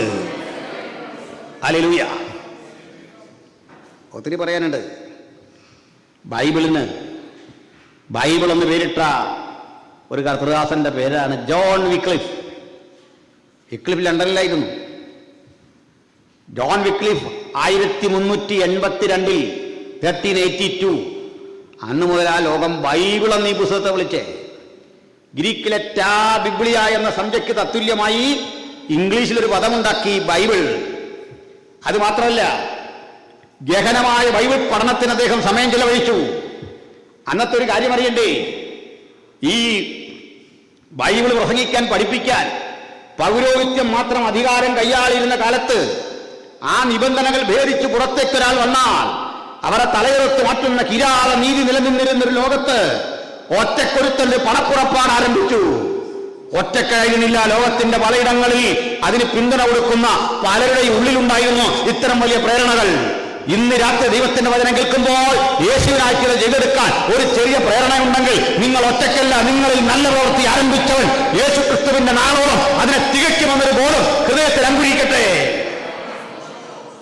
ജോൺ വിക്ലിഫിന്റെ നവീകരണ ചിന്തയിൽ നിന്ന് പാഠം ഉൾക്കൊണ്ടാണ് വില്യം ടിൻഡെയിൽ എന്ന കർത്തൃദാസൻ കർത്താവിന് വേണ്ടി നിൽക്കുന്നത്. കേംബ്രിഡ്ജിലെ പ്രൊഫസറായിരുന്നു. ആഴത്തിൽ ബൈബിൾ പഠിച്ചു. ടിൻഡെയിലിന്റെ പരിഭാഷ കിട്ടും. ടിൻഡെയിലിന് കിട്ടിയ ശിക്ഷ എന്താ? ബൈബിൾ പരിഭാഷപ്പെടുത്തിയ ടിൻഡെയിലിനെ തീക്കുള്ളിലോട്ട് ചുട്ടുകരിച്ചു. വീണ്ടും കേൾക്കണ്ടേ? പിന്നീടാണ് മനസ്സിലാക്കുന്നത് ടിൻഡെയിലല്ല തുടക്കക്കാരൻ, ജോൺ വിക്ലിഫാണ്. അപ്പോഴേക്കും വിക്ലിഫ് മരിച്ച് 38 കൊല്ലം കഴിഞ്ഞ് ശവമടക്കി. ഞാനിവിടെ വന്ന ശേഷം പോകാൻ ആഗ്രഹിച്ച പല സ്ഥലങ്ങളുണ്ട്. അതിലൊന്ന് ഈ വിക്ലിഫിൻ്റെ ഈ ട്രാൻസ്ലേഷൻ മിഷനൊക്കെ നടത്തി ആ വീടും സൗകര്യമൊക്കെ കാണാനായിരുന്നു. എന്നെ കൊണ്ടുപോയ ഒരാൾ. അവിടെ ചെല്ലുമ്പോൾ അതൊക്കെ ഇന്ന് ഒരു പബ്ബായിട്ട് മാറിയിട്ടുണ്ട്. ആ സ്ഥലമൊക്കെ അല്പം നിരാശ തോന്നാതിരുന്നില്ല പ്രിയപ്പെട്ടവരെങ്കിലും. ആ സ്ഥലത്തിരുന്നുകൊണ്ടൊരു മനുഷ്യന് തോന്നിയ തോന്നൽ അദ്ദേഹത്തിൻ്റെ ശവകുടീരം കിടക്കും. ആ ശവകുടീരത്തിന് എന്ത് പറ്റിയെന്ന് കേൾക്കണ്ടേ? 38 വർഷം മുമ്പ് മരിച്ചടക്കിയ ആ ശവകുടീരം അടിച്ച് തെറിപ്പിച്ചു. എന്നിട്ട് ആ ശവശരീരത്തിൻ്റെ അവശേഷിച്ച കിട്ടിപ്പൊടിയാതായ കുറേ അസ്ഥിട്ടി അത് പുറത്തെടുത്തു. അത് കത്തിച്ച് ചാമ്പലാക്കി തേംസ് നദിയുടെ വിരിമാറോട് ഒഴുക്കി പ്രതികാരം തീർത്തു. തെറ്റെന്താണെന്നറിയണ്ടേ? ബൈബിൾ പ്രസംഗിച്ചു. ടിൻഡെയിൽ പ്രാർത്ഥിച്ചു, ഈ പാപമൊന്നും ഇവരുടെ മേൽ നിർത്തരുതേ എന്ന് പ്രാർത്ഥിച്ചു. ടിൻഡെയിൽ ഒന്നുകൂടെ പറഞ്ഞു, നിങ്ങളെന്നെ കത്തിച്ച് ചാമ്പലാക്കുമ്പോൾ ഈ ചാരത്തിൽ നിന്നൊരു കഴുകൻ ചിറകടിച്ചു പറക്കും. ആ കഴുകൻ യൂറോപ്പിന്റെ ആകാശമണ്ഡലത്തിലൂടെ അങ്ങുമിഞ്ഞും വട്ടമിട്ട് പറക്കും. ഉഗ്രപ്രതാപങ്ങളെ മുട്ടുകൊത്തിക്കുന്ന ആ കഴുകന്റെ ചിറകടി ശബ്ദം കെട്ട് യൂറോപ്പ് വിറകൊള്ളും. സംശയിച്ചില്ല. മരിക്കാൻ നേരം ഭക്തൻ പറഞ്ഞങ്ങനെയാണ്. അത് യാഥാർത്ഥ്യമായി. ടിൻഡെയിലും വിക്ലിഫുമൊക്കെ എന്ത് പ്രാർത്ഥിച്ചു അത് നടന്നു. രാജ്യം ഭരിച്ച രാജാവിൻ്റെ മനസ്സ് ദൈവം ഉണർത്തി. ഇംഗ്ലണ്ടിലെ രാജാവിൻ്റെ മനസ്സുയർത്തി. അദ്ദേഹം കൊട്ടാരത്തിൽ നിന്ന് പണം മുടക്കി. ബക്കിംഗ്ഹാം കൊട്ടാരത്തിൽ ചിലവും പണവും എല്ലാം മുടക്കിക്കൊണ്ട് ഈ മുഴുവൻ ബൈബിളും ഔദ്യോഗികമായി പരിഭാഷ ചെയ്തു. നമ്മുടെ ഇരിക്കുന്ന കിങ് ജെയിംസ് വേർഷൻ 52 പണ്ഡിതന്മാരെ വിളിച്ചു വരുത്തി. അങ്ങകലെ പാലസ്തീനിൽ ലോകത്തിന്റെ പലയിടങ്ങളിൽ ചിതറിക്കിടന്ന പലതരം യഹൂദന്മാരെ വിളിച്ചു വരുത്തി. ഇംഗ്ലീഷും ഹീബ്രുവും ഗ്രീക്കും ഒക്കെ അറിയാവുന്നവരെ വിളിച്ചിരുത്തി ഈ പുസ്തകം പരിഭാഷ ചെയ്തു. ഓതറൈസ്ഡ് കിങ് ജെയിംസ് വേർഷൻ അങ്ങനെ ഉണ്ടായതാണ്. അതിലൊരു തെറ്റുകൊണ്ട്, ഗുരുതരമായൊരു തെറ്റ് തിരുത്തിക്കോണം. ഈ പരിഭാഷ ചെയ്തവന്മാർ നമുക്കൊരു പണി തന്നു. അന്ന് പറയട്ടെ, വിഷമമുണ്ടോ അത് പറയുന്നതിൽ? പറയാം. ബൈബിളിലെ യാക്കോബിൻ്റെ പേര് ജേക്കബ് എന്ന് എഴുതേണ്ടിടത്ത് പുതിയ നിയമത്തിൽ ജെയിംസ് എന്ന് എഴുതി. മനസ്സിലായോ? എന്തിനു വേണ്ടിയാ? ഭരിക്കുന്ന പുള്ളിയുടെ പേര് വെറുതെ ഇരിക്കട്ടെന്ന്. രാജാവിനൊരു ചെറിയ സന്തോഷം. നമ്മുടെ ചെലവിലെ രാജാവ് പറഞ്ഞിട്ടൊന്നുമല്ല, ഇരിക്കട്ടെ. പിടികിട്ടോ? പലപ്പോഴും സംശയമുണ്ട് ഇത് എങ്ങനെ വന്നെന്ന്. വന്ന വഴി തണ്ടി ഇങ്ങനെയാണ്. മനസ്സിലായില്ലേ? ഇതൊക്കെ പോട്ടെ, ആശങ്ക അങ്ങ് മാറാൻ വേണ്ടി പറഞ്ഞാണ്. 52 വൈയാകരണന്മാരെ, ഗ്രാമേറിയന്മാരെയൊക്കെ ഇരുത്തി ഒത്തുനോക്കി പരീക്ഷിച്ച് പുറത്തേക്കിറക്കിയ പുസ്തകമാണ്. അതുകൊണ്ട് ഞങ്ങളൊക്കെ ഇപ്പോഴും ഇംഗ്ലീഷിൽ സംസാരിച്ചാൽ ആ ഭാഷ കയറി വരും. കമ്മത്ത് ശാലത്ത് വില്ലത്തെന്നൊക്കെ ആയിപ്പോ. അതാ കുഴപ്പം. മനസ്സിലായില്ലേ? ദൗ വാട്ട് ഗ്രേറ്റ് എന്നൊക്കെ ആയിപ്പോകും. ദൗ വാട്ട് യു എന്ന് വായിൽ വരത്തില്ല. അത് പഠിച്ച് ശീലിച്ചാൽ പറ്റിയേ. മനസ്സിലായില്ലേ? ഇതങ്ങൊരു സ്പ്രെഡായി ലോകം മുഴുവൻ. ഇതിൻ്റെ സ്വാധീനതയിലായി ലോകം മുഴുവൻ. ലോകത്ത് ലിംഗ്വ ഫ്രാങ്ക്വ എന്ന് പറയുന്ന 3 ലാംഗ്വേജ് ഉണ്ടായിട്ടുള്ളൂ. ഒന്ന് പൗരാണിക ഗ്രീക്കാരൻ, 2 റോമക്കാരൻ്റെ ലാറ്റിനായിരുന്നു, 3 ഈ ഇംഗ്ലീഷാണ്. മനസ്സിലായോ? ലോകം മുഴുവനുള്ള ഭാഷ. ഈ ഭാഷയിലെല്ലാം ബൈബിൾ ഇറങ്ങി. ഇംഗ്ലീഷുകാരൻ പോലത്തല്ല ഈ ഭാഷ വ്യാപരിപ്പിച്ചു. ഇന്നും കണ്ടില്ലേ, പണം മുടക്കി കൃത്യമായ ബ്രിട്ടീഷ് ഇംഗ്ലീഷും അമേരിക്കൻ ഇംഗ്ലീഷും പഠിക്കാൻ എല്ലാവരും തയ്യാറാവുന്നുണ്ട്. 1000 വർഷം ലോകത്തെ ഭരിച്ചാണ് ഇസ്ലാമിക രാഷ്ട്രം. പക്ഷേ അറബി നിർബന്ധമാക്കിയില്ല. മനസ്സിലായില്ലേ? നമ്മുടെ രാജ്യത്തൊരു ഭാഷയുണ്ട് സംസ്കൃതം. നമ്മുടെ രാജ്യത്തിലെ മഹാരഥന്മാരൊക്കെ പറയുന്നത് ആ ഭാഷ സായിപ്പ് പഠിച്ചിട്ട് അതിനകത്തുനിന്ന് ആയുധങ്ങൾ ഉണ്ടാക്കാനുള്ള വിദ്യയെല്ലാം പഠിച്ച് അതല്ല ഇവിടെ പഠിച്ചുകൊണ്ട് വന്നിട്ട് ഇവിടെ വെച്ച് ബോംബുണ്ടാക്കിയാണ് നാഗാസാക്കി ഹിരോഷിമയൊക്കെ പരീക്ഷിച്ചത്. എല്ലാം ഇന്ത്യയിൽ നിന്ന് വന്നതാണ്. എന്നാൽ പിന്നെ ഇങ്ങേരം ഉണ്ടാക്കിയാൽ പോരായിരുന്നു അവിടെ, ഇങ്ങോട്ട് കൊടുത്തു വിടാതെ. ഇങ്ങോട്ട് കൊടുത്തു വിടാതെ അവിടെ തന്നെ അങ്ങ് പൊട്ടിച്ചാൽ മതിയായിരുന്നു. അത് മതിയായിരുന്നു. മനസ്സിലായില്ലേ? പൊട്ടത്തരമൊന്നും കേട്ട് വിശ്വസിക്കരുത്. ചുമ്മാ പറയുന്ന അവിടെ സംസ്കൃത കൃതികളെല്ലാം കൂടെ ഗവേഷണം ചെയ്ത് ഞങ്ങളുടെ കൊമ്പിൽ വന്ന് പെട്ടാൽ കൃത്യം മറുപടി തരാം. ഇത് ലൈവിൽ കാണുന്നുണ്ടേ പോരും. ഞാൻ നാട്ടിലോട്ട് ഉടനെ വരുമല്ലോ. ഇവിടെ വിട്ടൊന്നും പോകാൻ ആഗ്രഹിച്ചിട്ടില്ല, ഇവിടെ അങ്ങും വിട്ടുപോകാൻ ഉദ്ദേശിക്കുന്നില്ല. ഞാൻ അടുത്തോട് പറഞ്ഞു, ഒരുത്തം പറയാം നമുക്ക് രാജ്യസ്നേഹം ഇല്ലെന്നോ. അതിന് കാര്യം ചോദിച്ചാൽ പറയാം, നിങ്ങൾ ബ്രിട്ടീഷുകാർ വന്നപ്പോൾ പാൽപ്പൊടി ഗുളിക ബ്രിട്ടീഷുകാർ തന്നതൊക്കെ വാങ്ങി നമ്മളെല്ലാം മതം മാറി. ഞാൻ പറഞ്ഞ് തെളിവ് പറയാം. എനിക്കൊരു കഥ അറിയണ്ടേ? ഇന്ത്യ 700ഓളം നാട്ടുരാജ്യങ്ങളുടെ ഒരു കോർഡിനേഷനായിരുന്നു, ഒരു യൂണിയനായിരുന്നു. എത്ര? ഏകദേശം 700. അത് കൂടാം. കാരണം ഈ നാട്ടുരാജ്യം എന്ന് പറഞ്ഞാൽ ചെറിയ രാജ്യങ്ങൾ വരെ ഉണ്ട്. സത്യം പറഞ്ഞാൽ ഇവർക്കും സത്യം പറഞ്ഞാൽ വലിയ അധികാരമില്ല. കാരണം അതിൻ്റെ മീതെ ഒരു രാജാവ് കാണും. ഞാൻ ചിലപ്പോഴൊക്കെ പറയാറുണ്ട്, നമ്മുടെ ഒരു സെൻട്രൽ വാസയുടെ അധികാരം പോലും ചിലപ്പോൾ ഈ നാട്ടുരാജാവിന് കാണത്തില്ല. അരി എത്രയോ ശ്രേഷ്ഠമായിട്ട് നമ്മൾ സെൻട്രൽ ഭാഷമാരൊക്കെ ജീവിക്കുന്നത്. ഞാൻ പലത് പറഞ്ഞു. മനസ്സിലായില്ലേ? ചിലപ്പോൾ ഒരു നാട്ടുരാജാവിനേക്കാൾ ശ്രേഷ്ഠമായ നിലയിലാണ് അവരെ മാനിക്കേണ്ടതെന്ന് അവർ മനസ്സിലാക്കിയിരിക്കുന്നത്. അങ്ങനെയാ, പോട്ടെ. അപ്പോൾ ഇത്തരം രാജാക്കന്മാരാണ്. അതിനകത്തൊരു കഥ, ഇത്രയും രാജാക്കന്മാരിൽ പേരുകൊണ്ടെങ്കിലും ക്രൈസ്തവനായ ഒരു രാജാവേ ഉള്ളൂ, ഒറ്റ രാജാവ്. അയാളുടെ പേരെന്താണെന്നറിയണ്ടേ? കൊല്ലത്തു നിന്നുള്ള ആരെങ്കിലും ഉണ്ടോ? കൊല്ലംകാരെങ്കിലും ഉണ്ടോ? അവിടെ ആയിരുന്ന രാജാവ്. അയാളുടെ പേര് കൊല്ലം ജില്ലയിൽ അഞ്ചുതെങ്ങ് എന്നൊരു സ്ഥലമുണ്ട്, മണിഗ്രാമം എന്നൊക്കെ പറഞ്ഞിട്ടുണ്ട്. അവിടെ വില്ലാർവട്ടം തോമാ രാജാവെന്ന് പറഞ്ഞൊരു രാജാവുണ്ടായിരുന്നു.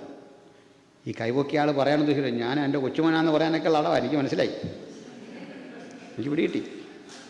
വലിയ ഉത്സാഹത്തോടെ കൈവെക്കുന്നു. ഓട്ടെ, വിട്ടേക്ക്.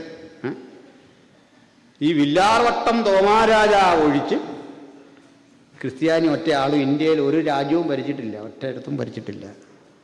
മനസ്സിലായോ? എന്തിനാ ഉപദേശി ഇതൊക്കെ പറഞ്ഞെന്നാവേ? ബാക്കിയെല്ലാം ഇന്ത്യ ഭരിച്ച ഒരു ഹൈന്ദവ രാജാക്കന്മാരും മുഗളന്മാരുടെ കാലഘട്ടത്തിലുണ്ടായ മുസ്ലിം രാജാക്കന്മാരുമായിരുന്നു ബാക്കി. നമ്മളെത്ര ഉണ്ട്? കഷ്ടിച്ചൊരുത്തൻ. ഇപ്പം പിടികിട്ടിയോ? ബ്രിട്ടീഷുകാർ ഇന്ത്യയിൽ വന്നപ്പോൾ ഞങ്ങൾ നിങ്ങളുടെ വിനീത വിധേയരായിരുന്നു കൊള്ളാമെന്ന് പറഞ്ഞ് കപ്പം കൊടുത്ത് ഇന്ത്യയെ തീരെഴുതി ബ്രിട്ടീഷുകാർക്ക് കൊടുത്താരാ? പറയണ്ട ആരോടും. മനസ്സിലായോ? അത് കൈ വെച്ചാൽ മതി, അടവ്. മനസ്സിലായില്ലേ? പണി കൈ വെച്ചാൽ മതി. ഞാൻ രാഹുൽ ഈശ്വരോട് നേരിട്ട് ചോദിച്ചാൽ ഇക്കാര്യം. ഇത് ആര് കൊടുത്തെന്നായി പറയുന്നത്? ഇന്ത്യ നമ്മളാരുടെ കൊടുത്താണോ? അല്ല. അന്ന് ഭഗത് സിംഗ് ഒരു കാര്യം പറഞ്ഞു ബ്രിട്ടീഷുകാരുമായിട്ടുള്ള പ്രശ്നത്തിൻ്റെ ഇടയ്ക്ക്. ഈ തൂക്കുമരമൊക്കെ ഉണ്ട്. പുള്ളി പറഞ്ഞു, ആ തൂക്കുമരം കാണിച്ച് പേടിപ്പിക്കാതെ, നിങ്ങളതേ ഞാൻ നേരെ നിന്ന് തരാം, നെഞ്ചിലേക്ക് നിറയൊഴിക്കാൻ പറഞ്ഞു. ഇത് ഈ ഭഗത് സിംഗ്. അന്ന് ഈ പേര് പറയുന്നൊരു പ്രമുഖ നേതാവ് പറഞ്ഞെന്താണെന്ന് അറിയണ്ടേ? ജയിലിൽ കിടന്നുകൊണ്ട് ഞങ്ങൾ ബ്രിട്ടീഷ് രാജ്ഞിക്ക് ഞാനും എൻ്റെ കൂടെയുള്ള ആളുകളും വിനീത വിധേയരായിട്ടിരുന്നു കൊള്ളാം. എന്നിട്ട് ബൈബിളൊരു വാക്യങ്ങൾ ഉദ്ധരിച്ചു, രാജ്ഞി ഈ മുടിയൻ പുത്രനോട് ക്ഷമിക്കണം. മനസ്സിലായില്ലേ? എന്നിട്ട് ബ്രിട്ടീഷുകാരൻ്റെ ഷൂ പോളിഷ് ചെയ്തു നാക്കുണ്ട്. ആ പുള്ളികൾ നമ്മളെ രാജ്യസ്നേഹം പഠിപ്പിക്കാറായില്ലെന്നായി പറഞ്ഞു വന്നേ. മനസ്സിലായോ? ഇനി നിങ്ങൾക്ക് മനസ്സിലായില്ലെങ്കിലും ചിലർക്കൊക്കെ പിടി കിട്ടുന്നുണ്ട്, ഓൺലൈനിൽ ചിലർക്ക് പിടി കിട്ടുന്നുണ്ട്, കിട്ടണം. അതിനുവേണ്ടിയാണ് പറയുന്നു. പിടി കിട്ടിയോ? നമ്മളാ രാജ്യസ്നേഹികൾ, നമ്മൾ വിശ്വപൗരന്മാരാ, ലോകത്തുള്ള എല്ലാം മനുഷ്യരാന്ന് ചിന്തിക്കുന്നവരാ നമ്മൾ. സ്തോത്രം. ഇവിടെ വന്നാൽ ഇത് നമ്മുടെ രാജ്യം, അമേരിക്കയിൽ ചെന്നാൽ അത് നമ്മുടെ രാജ്യം, ഉഗാണ്ടയിൽ ചെന്നാൽ അവിടെയും മനുഷ്യർ, പ്രപഞ്ചം മുഴുവൻ നമ്മുടെ സൗരന്മാരാണെന്ന് സംശയമൊന്നും വേണ്ട. മനസ്സിലായില്ലേ? ഉലകം മുഴുവൻ മനുഷ്യരാണ്. നമ്മൾ ഈ അതിർത്തി തിരിഞ്ഞല്ല സ്നേഹിക്കുന്നത്. മനസ്സിലായില്ലേ? ഇന്ത്യയുടെ ബോർഡറിനപ്പുറത്ത് പാകിസ്ഥാനിലുള്ളവരും നമ്മുടെ സൗരന്മാരാണ്. നമ്മൾ അങ്ങനെ തന്നെ വിശ്വസിക്കുന്നു. നമ്മൾ കൊല്ലുന്നവരുടെ വശത്തല്ല, നമ്മൾ മരിക്കുന്നവനെ കണ്ടിട്ട് ഇരയ്ക്കൊപ്പമാണ്. അവസാന ശ്വാസത്തിലും മരിക്കുന്നവന്റെ പ്രാണനെ രക്ഷിക്കാനാണ് നമ്മൾ തുനിയുന്നത്. എന്താ തെളിവെന്ന് അറിയണ്ടേ? നിങ്ങൾക്കറിയണ്ടേ? ഇന്ത്യയും പാകിസ്ഥാനും തമ്മിൽ യുദ്ധം നടക്കും. ഇന്ത്യയും പാകിസ്ഥാനും തമ്മിൽ യുദ്ധം നടക്കുമ്പോൾ നമ്മുടെ ഈ കൊടിയും അല്ലെങ്കിൽ വണ്ടിയൊക്കെ കണ്ടു കഴിഞ്ഞാൽ അമ്മാരന്നേരം വെടിവെക്കും. കാരണം ഒരു മര്യാദയില്ലാതെ നമ്മളോട് അവർ പെരുമാറും. നമ്മുടെ പടയാളികളൊക്കെ കിട്ടിയാൽ മുഖം വികൃതമാക്കി വെടിവെച്ച് തിരിച്ചു വിടും. നമ്മളെന്താ ചെയ്യുന്നറിയണ്ടേ? ഇന്ത്യക്കാർ ഇവരെ ശവശരീരം എടുത്ത് മാന്യമായി കൊണ്ടുവന്ന് വൃത്തിയാക്കി അതിൽ പച്ച പതാകയൊക്കെ വാങ്ങി പുതപ്പിച്ച് പെട്ടിക്കകത്ത് അടച്ച് വൃത്തിയാക്കി ഔദ്യോഗികമായി തിരിച്ചുവിടും. എടുക്കാൻ പറ്റുന്നില്ല, ഇവിടെ അടക്കും. ഇതാ നമ്മുടെ മര്യാദ. അതാര് ഭരിച്ചാലും അങ്ങനെ. ഇതിനെതിരെ പറഞ്ഞെന്നറിയണ്ടേ? നമ്മുടെ രാജ്യം ഇങ്ങനെ, അതിൻ്റെ മഹത്വമൊക്കെ നമ്മൾ ഉൾക്കൊള്ളുന്നു, ആ ശ്രേഷ്ഠതയൊക്കെ.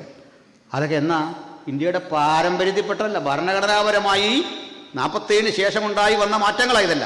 സ്തോത്രം. ഞാൻ നീട്ടണില്ല, വിഷയത്തിലേക്ക് വരാം. പറഞ്ഞതേ, ഈ വാദം മൂത്തു. സ്തെഫാനോസിന് വേണ്ടി ഒരു മനുഷ്യനുമില്ല, സംസാരിക്കാൻ ആരുമില്ല. സ്തെഫാനോസിനെ കല്ലെറിയാൻ തീരുമാനിച്ചു. കല്ലെറിഞ്ഞു. 5-6 ഏറം കിട്ടി. അത് നമ്മുടെ നാട്ടിലെ പോലെ ഇവിടെ കാണുന്നുള്ള കല്ലല്ല, ചുണ്ണാമ്പ് കല്ലാണ്. പക്ഷേ ഈ മാർബിൾ കഷ്ണം പോലെ ഇരിക്കും, മൊനയുണ്ട്. ഇത് വാരി എറിയുന്നേ. ഇത്തരം കല്ലുകൾ കൊണ്ട് തുരുതുര കിട്ടുമ്പോൾ സ്തെഫാനോസ് മുട്ടുകുത്തി വീണു. ആ മുട്ടയിൽ ഇങ്ങനെ ഇരിക്കുക. പക്ഷെ അടുത്തൊരു കാക്കിയുണ്ടേ. അനന്തരം സ്തെഫാനോസ് ഒരു കാഴ്ച കണ്ടു. എന്താ കാഴ്ച എന്നറിയണ്ടേ? തുറക്കപ്പെട്ട സ്വർഗം. ഈ കാഴ്ച കണ്ടാൽ പിന്നെ ഏറിൻ്റെ വേദന ഒന്നും ഇല്ലാന്നേ. ഈ കാഴ്ച കാണാൻ അകക്കണ്ണ് തുറന്നാട്ടെ, ഹൃദയം തുറന്ന് ഈ കാഴ്ച കണ്ടാട്ടെ. ഏത് പീഡയ്ക്ക് ഈ കാഴ്ച കണ്ടാട്ടെ, ഹൃദയം തുറന്ന് ഈ കാഴ്ച കാണുക. അതേ ഒരു കാര്യം പറയാ, ഇതാ സ്വർഗം തുറന്നിരിക്കുന്നതും ദൈവപുത്രൻ പിതാവിൻ്റെ മഹിമയുടെ, ബാക്കി പറഞ്ഞാട്ടെ, എവിടെ ഇരിക്കുന്നേ? ഒന്നുകൂടെ പറഞ്ഞാട്ടെ.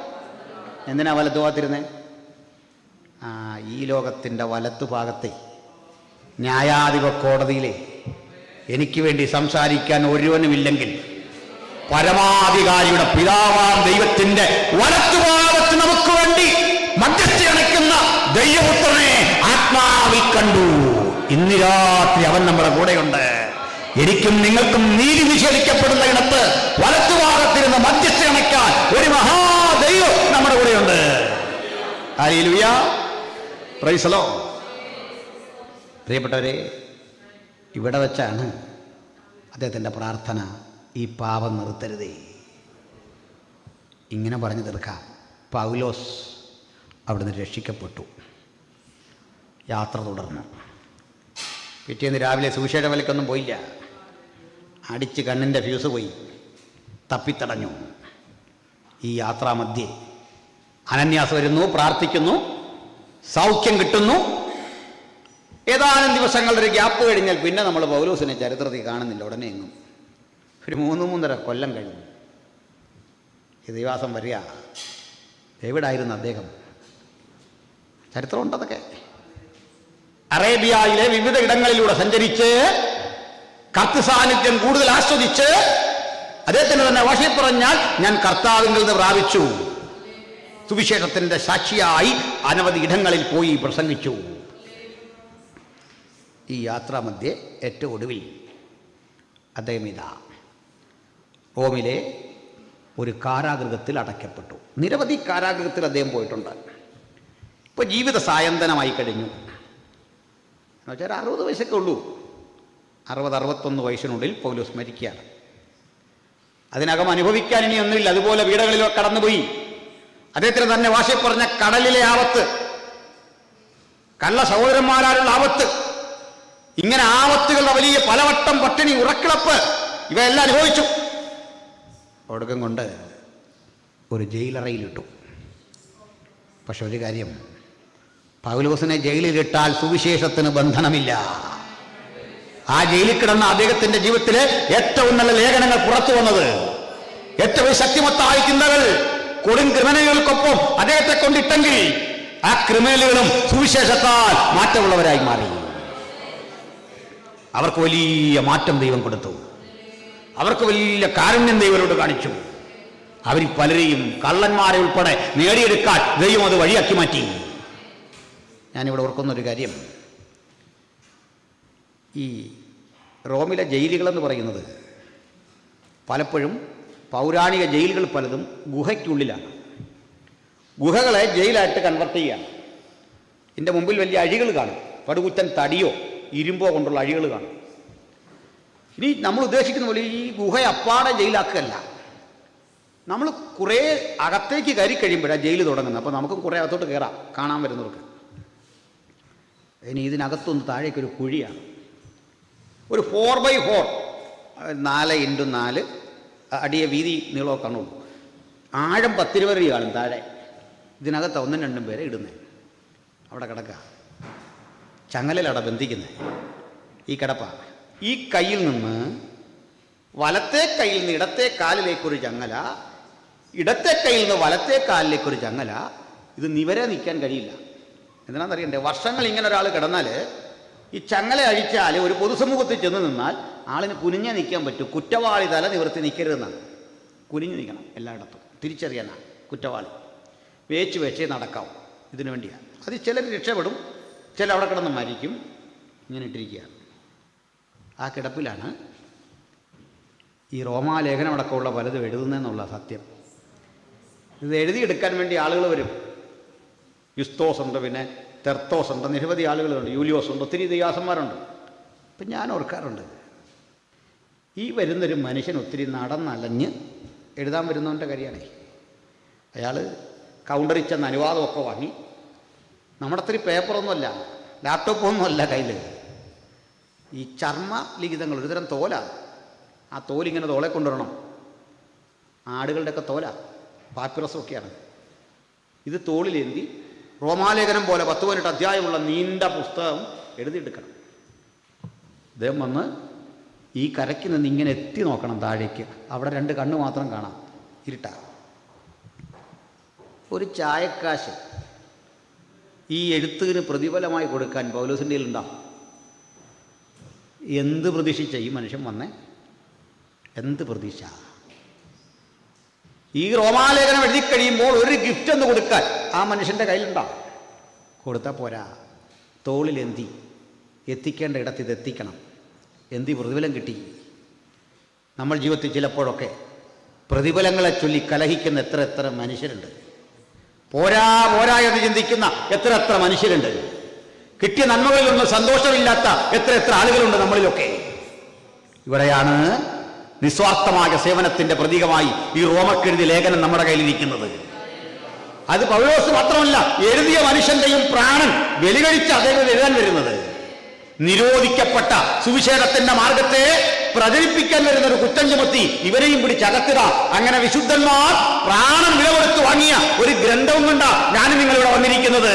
ഇതിനെ പ്രസംഗിക്കാൻ, പ്രചരിപ്പിക്കാൻ സായുസുള്ളിടത്തോളം, അവസരമുള്ളിടത്തോളം യേശുവിന് വേണ്ടി നിൽക്കാൻ ആർക്കാണ് ഇന്ന് രാത്രി മനസ്സുള്ളത്? ദൈവകൃപയുടെ കൂടെ ഇരിക്കട്ടെ എന്ന് ഞാൻ പ്രാർത്ഥിക്കുന്നു. അല്ലല്ലേ, പറഞ്ഞ് അവസാനിപ്പിക്കട്ടെ. പ്രിയരെ, ഈ ഘട്ടത്തിൽ ഒന്ന് പറയാം. ഈ കിടക്കുന്ന കിടപ്പിൽ പൗലോസിന് ഒരു അറിയിപ്പ് കിട്ടി. എന്താണെന്നറിയണ്ടേ? വധശിക്ഷയ്ക്ക് വിധേയമാക്കാൻ ഭരണകൂടം തീരുമാനിച്ചു. അതും വെറുതെയുള്ള വധമല്ല, ഈർച്ചവാളിനാൽ കൊല്ലുക. എന്താ ഈർച്ചവാളെന്നറിയണ്ടേ? ഒരു മനുഷ്യനെ തലകീഴാക്കി നിർത്തി 2 മരത്തടികളിലേക്ക് കാല് 2 വലിച്ചു കെട്ടി തടിയിറക്കുന്ന വാളുകൊണ്ട് 2 പേർ ചേർന്ന് അറുത്തറുത്ത് 2 കഷ്ണാക്കുക. ക്രൂരമരണം. ഈ ഉത്തരവ് കൊണ്ട് പൗലോസിന് കാണാൻ പാകത്തിന് അഴിയുടെ അപ്പുറത്ത് ഇങ്ങനെ ഒട്ടിച്ചിട്ട് പോയി. ചർമ്മലിഖിതത്തിൽ എഴുതി. ഇവിടെ കിടക്കുന്നറിയോ? തർസോസിലെ സൗൽ എന്ന താങ്കൾ. ആ തൂക്കമൊക്കെ എടുത്തു. ആ തൂക്കമൊക്കെ എഴുതിയിട്ടുണ്ട്. വന്ന ദിവസം എഴുതി, ചെയ്ത കുറ്റം എഴുതി. നിയമം ലംഘിച്ച് റോമാ കൈസറുടെ നീതി നിയമങ്ങളെ ലംഘിച്ചുകൊണ്ട് സുവിശേഷം പ്രസംഗിച്ചു. പലയാവർത്തി താങ്കളോട് ഇത് ചെയ്യരുതെന്ന് ആവർത്തിച്ചിട്ടും അനവധി ജനങ്ങളെ ഈ മാർഗത്തിന്റെ ഭാഗമാക്കി. ആ കുറ്റം ചുമത്തി താങ്കൾക്ക് ഭരണകൂടം വിധിച്ചിരിക്കുന്ന ശിക്ഷ ഈർച്ചവാളിനാലുള്ള മരണം. ഇതിനകത്ത് ഒരു അനിശ്ചിതത്വമുണ്ട്. എന്നാണ് ഈ ശിക്ഷ നടപ്പിലാക്കുന്നതെന്ന് പറയാൻ വയ്യ. ചിലപ്പം 1 മാസം കഴിയും, ചിലപ്പം മാസങ്ങളേ കഴിയും. എന്താ കാര്യം എന്നറിയണ്ടേ? പറയാം. ഈ കനത്ത തണുപ്പ് വന്നാൽ പടയാളികൾക്ക് പോയി നിർവഹിക്കാൻ വയ്യ. കാരണം ഇത് 3 ഫൗണ്ടെയിൻ എന്നറിയപ്പെടുന്ന ഒരു പ്രത്യേക സ്ഥലമുണ്ട്, ഒരു കൊലക്കളം. ആ കൊലക്കളത്തിൻ്റെ അരികിലേക്ക് ചെല്ലുമ്പോഴേ തണുപ്പ് കാരണം നമ്മൾ മരിച്ചു പോകും. ഈ കൊല്ലാൻ ചെല്ലുന്ന മനുഷ്യർ. നിങ്ങൾക്ക് ഇവിടുത്തെ തണുപ്പിൻ്റെ ആധിക്യം അറിയാമല്ലോ. അപ്പോൾ ആ കനത്ത തണുപ്പിൽ ഈ ശിക്ഷ നടപ്പിലാക്കാൻ ആരാച്ചാർമാരെ കിട്ടത്തില്ല, ശിക്ഷ നടപ്പിലാക്കുന്ന കക്ഷികളെ കിട്ടത്തില്ല. വലിയ ബുദ്ധിമുട്ടാണ്. അപ്പോൾ ഒരല്പം നീണ്ടുപോകാം ശിക്ഷ. ഇതവസ്ഥ. പൗലോസ് ഉടനെ തിമത്യോസിനോട് പറയുന്ന ഭാഗം നമ്മൾ വായിച്ചേ. മകനെ തിമത്യോസേ, എനിക്ക് നിന്നെ ഒന്ന് കാണണം, വേഗത്തിൽ എന്നെ കാണുവാൻ ഉത്സാഹിക്കുക. ഏതവസ്ഥയാണെന്ന് മനസ്സിലായില്ലേ? എനിക്ക് നിന്നെ കാണണം. ഈ മനുഷ്യൻ ആഗ്രഹിച്ചത് ജന്മം നൽകിയ മാതാപിതാക്കളെ കാണണമെന്നല്ലെന്നേ. ഒരു കല്യാണം കഴിച്ചിരുന്നെങ്കിൽ എനിക്കൊരു മകനുണ്ടാകുമായിരുന്നെന്നും ആ മകൻ ഓടി വരുമായിരുന്നെന്നുമുള്ള ഒരു തോന്നലല്ല. നിജപുത്രനായ തിമത്യോസ്, എനിക്ക് നിന്നെ കാണണം. എൻ്റെ കൈവപ്പിനാൽ നിനക്ക് ലഭിച്ച നിന്നിലുള്ള കൃപാവരങ്ങളുണ്ട്, അത് നീ ജ്വലിപ്പിക്കണം. ഇത് കീഴടങ്ങളുടെ വഴിയല്ല, ജയത്തിൻ്റെ വഴിയാണ്. നിന്റെ ജീവിതത്തിൽ എപ്പോഴും ചെയ്യേണ്ടത് പറയത്തവനെ പ്രസാദിപ്പിച്ചുകൊണ്ടിരിക്കണം. ഉന്മേഷത്തിൻ്റെ വചനങ്ങൾ എഴുതി, ഉത്സാഹത്തിൻ്റെ വചനങ്ങൾ എഴുതി. അതാ ഭക്തന്റെ പ്രത്യേകത. ജയിലിൽ കിടക്കുമ്പോഴും ആ മുഖത്ത് നിരാശയില്ല, ആ മുഖത്ത് പിശാചിനെ വായിച്ചെടുക്കാൻ ഒരു തോൽവിയുടെ, നിരാശയുടെ ഒരു ലാഞ്ചനയുമില്ല. ഇന്ന് രാത്രി വചനം കേൾക്കുന്നവരെ, നമ്മുടെ മുഖത്ത് നിന്ന് പിശാച് ധൈര്യത്തിന്റെ, ദൈവകൃപയുടെ ആഴങ്ങൾ തന്നെ കൃത്യം മനസ്സിലാക്കിയെടുക്കട്ടെ. തോൽവിവിടയാത്ത അജയനായ ക്രിസ്തുവിന്റെ അനുഗാമികളാണ് നമ്മൾ. എന്നും പരാജയം സമ്മതിക്കാതെ ജയാളികളായി മുമ്പോട്ട് പോകാൻ പ്രായം തടസ്സമല്ല, രോഗം തടസ്സമല്ല, ധനപരമായ പരിമിതികൾ തടസ്സമല്ല. ഈ ജയിലിൽ കിടന്നുകൊണ്ട് പറയാ, എന്റെ മകനെ ക്രിസ്തുയേശുവിന്റെ കൃപയാൽ ശക്തിപ്പെടുക. സ്തോത്രം. ഇതാ ആ കിടപ്പില് ജീവിത സായന്തനത്തിൽ എഴുതുന്ന 3 കത്തുകളാണ് 1-2 തിമത്യോസും തീത്തോസും. ആ കത്തിൽ ആവശ്യപ്പെടുന്ന ഒരു കാര്യം, നീ വരുമ്പോൾ ശീതകാലം കഴിയും മുമ്പ് നീ വരണേ മോനെ. കനത്ത തണുപ്പാ, അതിനകത്ത് കിടക്കാൻ വയ്യ. ഞാൻ പ്രത്യേകിച്ച് നിങ്ങളോട് പറയേണ്ടത്, കേരളത്തിലൊക്കെ ഉള്ള അനുഭവങ്ങൾക്കപ്പുറത്തല്ലേ നിങ്ങൾ ഇവിടെ കടന്നു പോകുന്ന അവസ്ഥാവിശേഷം. ശീതകാലത്തിന് മുമ്പ് നീ വരണം. വരുമ്പോൾ ഞാൻ കർപ്പോസിൻ്റെ വക്കൽ വച്ചിട്ട് പോകുന്ന എൻ്റെ പുതപ്പ്, കോടികളുടെ ആസ്തിയുള്ള ഒരു കപ്പൽ പ്രമാണിയുടെ മകനെന്ന ചരിത്രം പറയുന്ന പൗലോസിൻ്റെ ജീവിതത്തിൻ്റെ സായന്തനത്തിൽ ആഗ്രഹിച്ച ഒരേ വസ്തു ആ പുതപ്പ്. ഞാൻ എന്തൊക്കെയോ കുറിപ്പടികൾ എഴുതി വച്ചിട്ടുണ്ട്, ചർമ്മലിഖിതങ്ങൾ. അത് കൊണ്ടുവരണം, പുസ്തകങ്ങൾ കൊണ്ടുവരണം. എന്തിനാണെന്നറിയണ്ടേ? മരണം വരുമെന്ന് കരുതി അങ്ങനെ കരഞ്ഞിരിക്കാനൊന്നും എന്നെ കിട്ടൂല. കൊല്ലുവെന്ന വാക്ക് കാണുമ്പോഴൊന്നും പതറിപ്പോകുന്നൊരു മനസ്സും എനിക്കില്ല. ഞാൻ ഈ കയ്യെഴുത്തുകളെ കണ്ട് ഭയപ്പെടുന്നില്ല, മരണത്തിന്റെ വിധികളെ കണ്ട് ഞാൻ കീഴടങ്ങുന്നില്ല. ഒന്ന് ഞാൻ ഉറപ്പിക്കുന്നു, ഈ കത്തൊക്കെ വായിച്ചിട്ട് അദ്ദേഹത്തിന് തോന്നുന്നത്, പണ്ടേ എഴുതിയിട്ടുണ്ട്, ഹേ മരണമേ നിന്റെ ജയം എവിടെ? ഭക്തൻ ഇന്ന് രാത്രി മരണത്തെ മുഖാമുഖം കണ്ട 100 മനുഷ്യര് അകത്തും പുറത്തും എന്നീ ശബ്ദം കേൾക്കുന്നുണ്ട്. നമുക്കും പറയാം, ഹേ മരണമേ നിന്റെ ജയം എവിടെ? മരണത്തിന് ജയിക്കാനാവാത്ത അജയ്യയുടെ സന്ദേശം, അതാണ് സുവിശേഷം. പ്രിയരെ പറയട്ടെ, പൗലോസ് ചോദിക്കുകയാണ്, നീ ഈ കർപ്പോസിന്റെ പക്കൽ വെച്ചിട്ട് പോകുന്ന പുതപ്പും പുസ്തകങ്ങളും ചർമ്മലിഖിതങ്ങളും കൊണ്ടുവരണം. ഞാൻ നീട്ടണില്ല, ചരിത്രം ഇങ്ങനെയാണ്. ഇതെല്ലാം കേട്ടറിഞ്ഞ ഒരു കത്തെത്താനുള്ള താമസം ഓർക്കണേ. പായ്ക്കപ്പലിൽ കാറ്റിൻ്റെ ദിശയനുസരിച്ച് സഞ്ചരിച്ച് തൻ്റെ ഗുരുവിന് വേണ്ടി പുതപ്പും പുസ്തകങ്ങളും ചർമ്മലിഖിതങ്ങളുമായി ഒരിക്കൽ തിമത്യോസ് എത്തി. തിമത്യോസ് എത്തുമ്പോൾ വാതിൽ കാവൽക്കാരനെ കണ്ടു. കാര്യം പറഞ്ഞു, എൻ്റെ ഗുരു അകത്ത് കിടപ്പുണ്ട്, ഒന്ന് കാണണം. ഈ കത്ത് അദ്ദേഹത്തിൻ്റെ ഓ പൗലോസ് എന്ന ശൗൽ അല്ലേ? ആ, നിൻ്റെ പേര് തിമത്യോസ്. കാര്യങ്ങളെല്ലാം ചോദിച്ചറിഞ്ഞു. കാവൽക്കാരൻ പക്വതയുള്ള ശാന്തഗംഭീരനായ ആ മനുഷ്യൻ പറഞ്ഞു, തിമത്യോസ്, നീ താമസിച്ചു പോയിരിക്കുന്നു. ഇന്ന് പ്രഭാതത്തിൽ നേരം വെളുക്കുന്നതിനൊക്കെ വളരെ മുമ്പ് നിന്റെ ഗുരുവിനെ ചങ്ങല ധരിപ്പിച്ച് ഈ വഴി കൊണ്ടുപോയി. ഈ വഴി പോയ പല മനുഷ്യരെയും ഞാൻ കണ്ടിട്ടുണ്ട്. അവരൊക്കെ ഭ്രാന്തന്മാരായി മാറി, മരണവെപ്രാളത്തിൽ എന്തൊക്കെയോ വിളിച്ചു പറഞ്ഞ്, കൈസറെ തെറി പറഞ്ഞ് ഒക്കെ പോകുമ്പോൾ ചങ്ങല ധരിപ്പിച്ച് അല്പം കുനിഞ്ഞ് വെച്ച് നടന്ന് കണ്ണുകളിൽ തിമിരം ബാധിച്ച അവസ്ഥയിലും ഞങ്ങളെ കരികിൽ കണ്ടിട്ട് ഭക്ഷണം തന്നതിന്, പരിഗണിച്ചതിന്, സ്നേഹിച്ചതിനൊക്കെ നന്ദി പറഞ്ഞിട്ട് താൻ വിശ്വസിക്കുന്ന സുവിശേഷം അവസാന ഘട്ടവും പറഞ്ഞുകൊണ്ട് അചഞ്ചലനായി ഇതുവഴി കടന്നു പോകുന്ന കാഴ്ച കണ്ടു. ആ പോക്കിലും പറഞ്ഞു, എനിക്ക് ജീവിക്കുന്നത് ക്രിസ്തു, മരിക്കുന്നത് ലാഭം. ഇന്ന് രാത്രിയോളം പിരിയുമ്പോ ഓരോ വട്ടനും വിളിച്ചു പറയട്ടെ, എനിക്ക് ജീവിക്കുന്നത് ക്രിസ്തു, മരിക്കുന്നത് ലാഭം. ജീവിക്കുന്നത് ക്രിസ്തു, മരിക്കുന്നത് ലാഭം. ഹല്ലേലൂയ. തിമത്യോസ്, മിനിറ്റുകൾക്കപ്പുറത്താക്കണം. 3 ജലധാരകൾ സംഗമിക്കുന്ന 3 ഫൗണ്ടൻ എന്ന സ്ഥലമുണ്ട്. അവിടെ ഇട്ട് നിന്റെ ഗുരുവിൻ്റെ ശരീരം 2 തുണ്ടമാക്കി അറുത്ത് കാണും. അവ മുറിച്ച് വീണ്ടും തുണ്ടങ്ങളാക്കി മാറ്റി കഴുകനിട്ട് കൊടുത്ത്, കാക്കയ്ക്കിട്ട് കൊടുത്ത് ഈ ശവശരീരത്തിൻ്റെ അവസാന മാംസവും ഇല്ലായ്മ വന്നു എന്ന് ഉറപ്പ് വരുത്തിയിട്ടേ പടയാളികൾക്ക് തിരിച്ചു വരാൻ സാധിക്കൂ. തിമത്യോസ്, നീ ഇവിടെ നിൽക്കരുത്. നീയും ബന്ധിക്കപ്പെടും, നീയും അകത്ത് കിടക്കും. ഞാൻ നിന്നെ സ്നേഹിക്കുന്നു തിമത്യോസ്, നീ നിന്റെ പ്രാണനെ രക്ഷിക്കണം. തിമത്യോസ്, നീ പോകണം. തിമത്യോസ്. ആ നിൽക്കുന്ന സൈനികനെ കണ്ട്, കാവൽക്കാരനെ കണ്ട് തിമത്യോസും പറഞ്ഞു എന്നാണ്, പടചേർത്തവനെ പ്രസാദിപ്പിക്കേണ്ടതിന് യാതൊരു പടയാളിയും ജീവനകാര്യങ്ങളിൽ ഇടപെടാതിരിക്കുന്നു. നമ്മെ ദൈവം ഇവിടേക്ക് അയച്ചോ, നമുക്ക് ചില ദൈവത്തിനായി ചെയ്യണം. ഏത് ഭീഷണിക്ക് നടുവിലും ദൈവത്തിനായി നിൽക്കണം. യൗവനയുക്തരായി അനവധി ചെറുപ്പക്കാർ ആവേശഭരിതരായി ഈ കൺവെൻഷന്റെ ഭാഗമായി കാണുമ്പോൾ വലിയ സന്തോഷം. മകനെ ക്രിസ്തുയേശുവിന്റെ കൃപയാൽ ശക്തിപ്പെടുക. ഞാൻ വന്ന് മനസ്സിലാക്കുന്നു, ഇവിടെ സഭാപ്രവർത്തനത്തിന് അധികം ആളുകളില്ല, കർത്താവിന് വേണ്ടി പ്രവർത്തിക്കാൻ ആളുകളില്ല. പ്രിയപ്പെട്ടവരെ, സുരക്ഷിതത്വമുള്ളൊരു ജീവിതം നമ്മുടെയൊക്കെ സ്വപ്നമായിരുന്നു. വളരെ പണിയെടുത്ത് അധ്വാനിച്ചാണ് നിങ്ങളിവിടെ എത്തിയത്.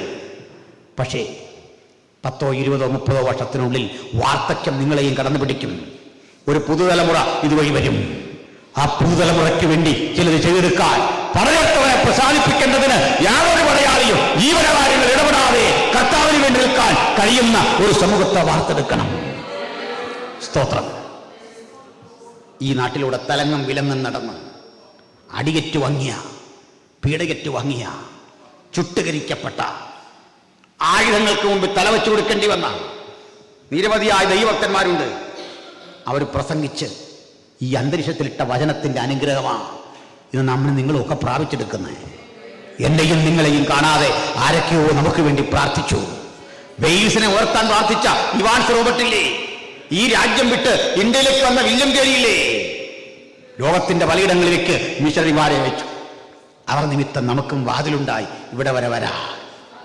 10, 20, 30, 50 വർഷങ്ങൾക്ക് ശേഷം ഇതുവഴി വരുന്ന, വീണ്ടും വരുന്ന ഒരു തലമുറയ്ക്ക് വേണ്ടി ചിലതിനെ പ്രവർത്തിക്കാൻ ആർക്കിന്ന് രാത്രി മനസ്സുണ്ട്? നിങ്ങളുടെ പ്രാർത്ഥനയും ആത്മസമർപ്പണവും അതിന് കാരണമാകുമെങ്കിൽ നമുക്ക് ഒത്തൊരുമിച്ച് ഉദ്യമിക്കാം. സഭകളുടെ എണ്ണം വർദ്ധിക്കട്ടെ, വിശ്വാസികളുടെ എണ്ണം വർദ്ധിക്കട്ടെ. സ്നാനമേറ്റ് യേശുവിനോട് ചേരാൻ ചില കൂടി തയ്യാറെടുക്കട്ടെ. യേശുവിന് വേണ്ടി പോരാടി, യേശുവിന് വേണ്ടി അവസാന നിമിഷം വരെ വേണ്ടി വന്നാൽ പ്രാണനം വെച്ചുകൊടുക്കാൻ ചില കൂടി തയ്യാറെടുക്കട്ടെ. ആത്മസമർപ്പണത്തിന് വേണ്ടി ഒരു വേള കണ്ണുകൾ അടയ്ക്കാം, എല്ലാ ഹൃദയങ്ങളെയും ഏകാഗ്രമാക്കാം. പ്രാർത്ഥനയ്ക്ക് നമുക്ക് തയ്യാറെടുക്കാം. നമ്മുടെ നല്ല നാഥന് വേണ്ടി, നമ്മുടെ അരുമനാഥന് വേണ്ടി, നമ്മുടെ കർത്താവിന് വേണ്ടി പോരാടി നിൽക്കാം. ഈ രാജ്യത്തെ യേശുവിന് വേണ്ടി നേടാം. കർത്താവിൻ്റെ മക്കളായി തീരാൻ നമുക്ക് ഈ നാടിനെ ഏൽപ്പിച്ചുകൊണ്ട് പ്രാർത്ഥിക്കാം. എല്ലാ കണ്ണുകളും എല്ലാ ഹൃദയവും ഏകാഗ്രമാക്കട്ടെ. ഞാനൊരു വാക്കിൽ പ്രാർത്ഥിച്ച് കർത്തദാസൻ്റെ പക്കലേക്ക് ഈ മൈക്ക് കൈമാറുന്നു. എല്ലാവരും പ്രാർത്ഥിക്കണം. എല്ലാവരും. ക്രൂശും എടുത്തിനി ഞാൻ യേശുവേ പിഞ്ചെൽകയാം. ക്രൂശും എടുത്തിനി ഞാൻ യേശുവേ പിഞ്ചെൽകയാ. പാരിൽ പരദേശിയായി ഞാൻ മോക്ഷവീട്ടിൽ പോകയാ. ജീവനൻ പേർക്കായി വേടുന്ന നാഥനെ ഞാൻ പിഞ്ചെല്ലും. എല്ലാരും കൈവിട്ടാലും കൃപയാ ഞാൻ പിഞ്ചെല്ലും. എല്ലാരും കൈവിട്ടാലും കൃപയാ ഞാൻ പിഞ്ചെല്ലും. സ്വർഗ്ഗപിതാവേ, ഞങ്ങൾ കേട്ട ദൈവവചനത്തിനായി സ്തോത്രം. അങ്ങേയ്ക്കായി ഊർജ്ജസ്വലരായി നിലനിൽക്കാൻ ഏതെങ്കിലും ഒരാൾ ഇന്ന് രാത്രി ഹൃദയാന്തർഭാഗത്ത് തീരുമാനം കൈക്കൊണ്ടിട്ടുണ്ടെങ്കിൽ നസ്രയനായ യേശുവിൻ നാമത്തിൽ ഞങ്ങൾ അവരെ അനുഗ്രഹിച്ച് പ്രാർത്ഥിക്കുന്നു. ഈ യോഗം അവരുടെ മാറ്റത്തിന് വിധേയമാക്കണമേ. ആത്മസമർപ്പണത്തെ കരുത്തിട്ടതാക്കി മാറ്റണമേ. ഈ ക്രൂശം ചുമന്ന് അങ്ങേയ്ക്കായി നിലകൊള്ളുവാൻ കരുത്ത് കൊടുക്കണമേ. യേശുവിൻ നാമത്തിൽ ഈ വചനം കേട്ട ഏവരെയും ഞങ്ങൾ അനുഗ്രഹിക്കുന്നു. പ്രാർത്ഥന ഇട്ടതിനായി സ്തോത്രം. കർത്താവിൻ്റെ വിലയേറിയ നാമത്തിൽ തന്നെ. Thank you. Price the Lord.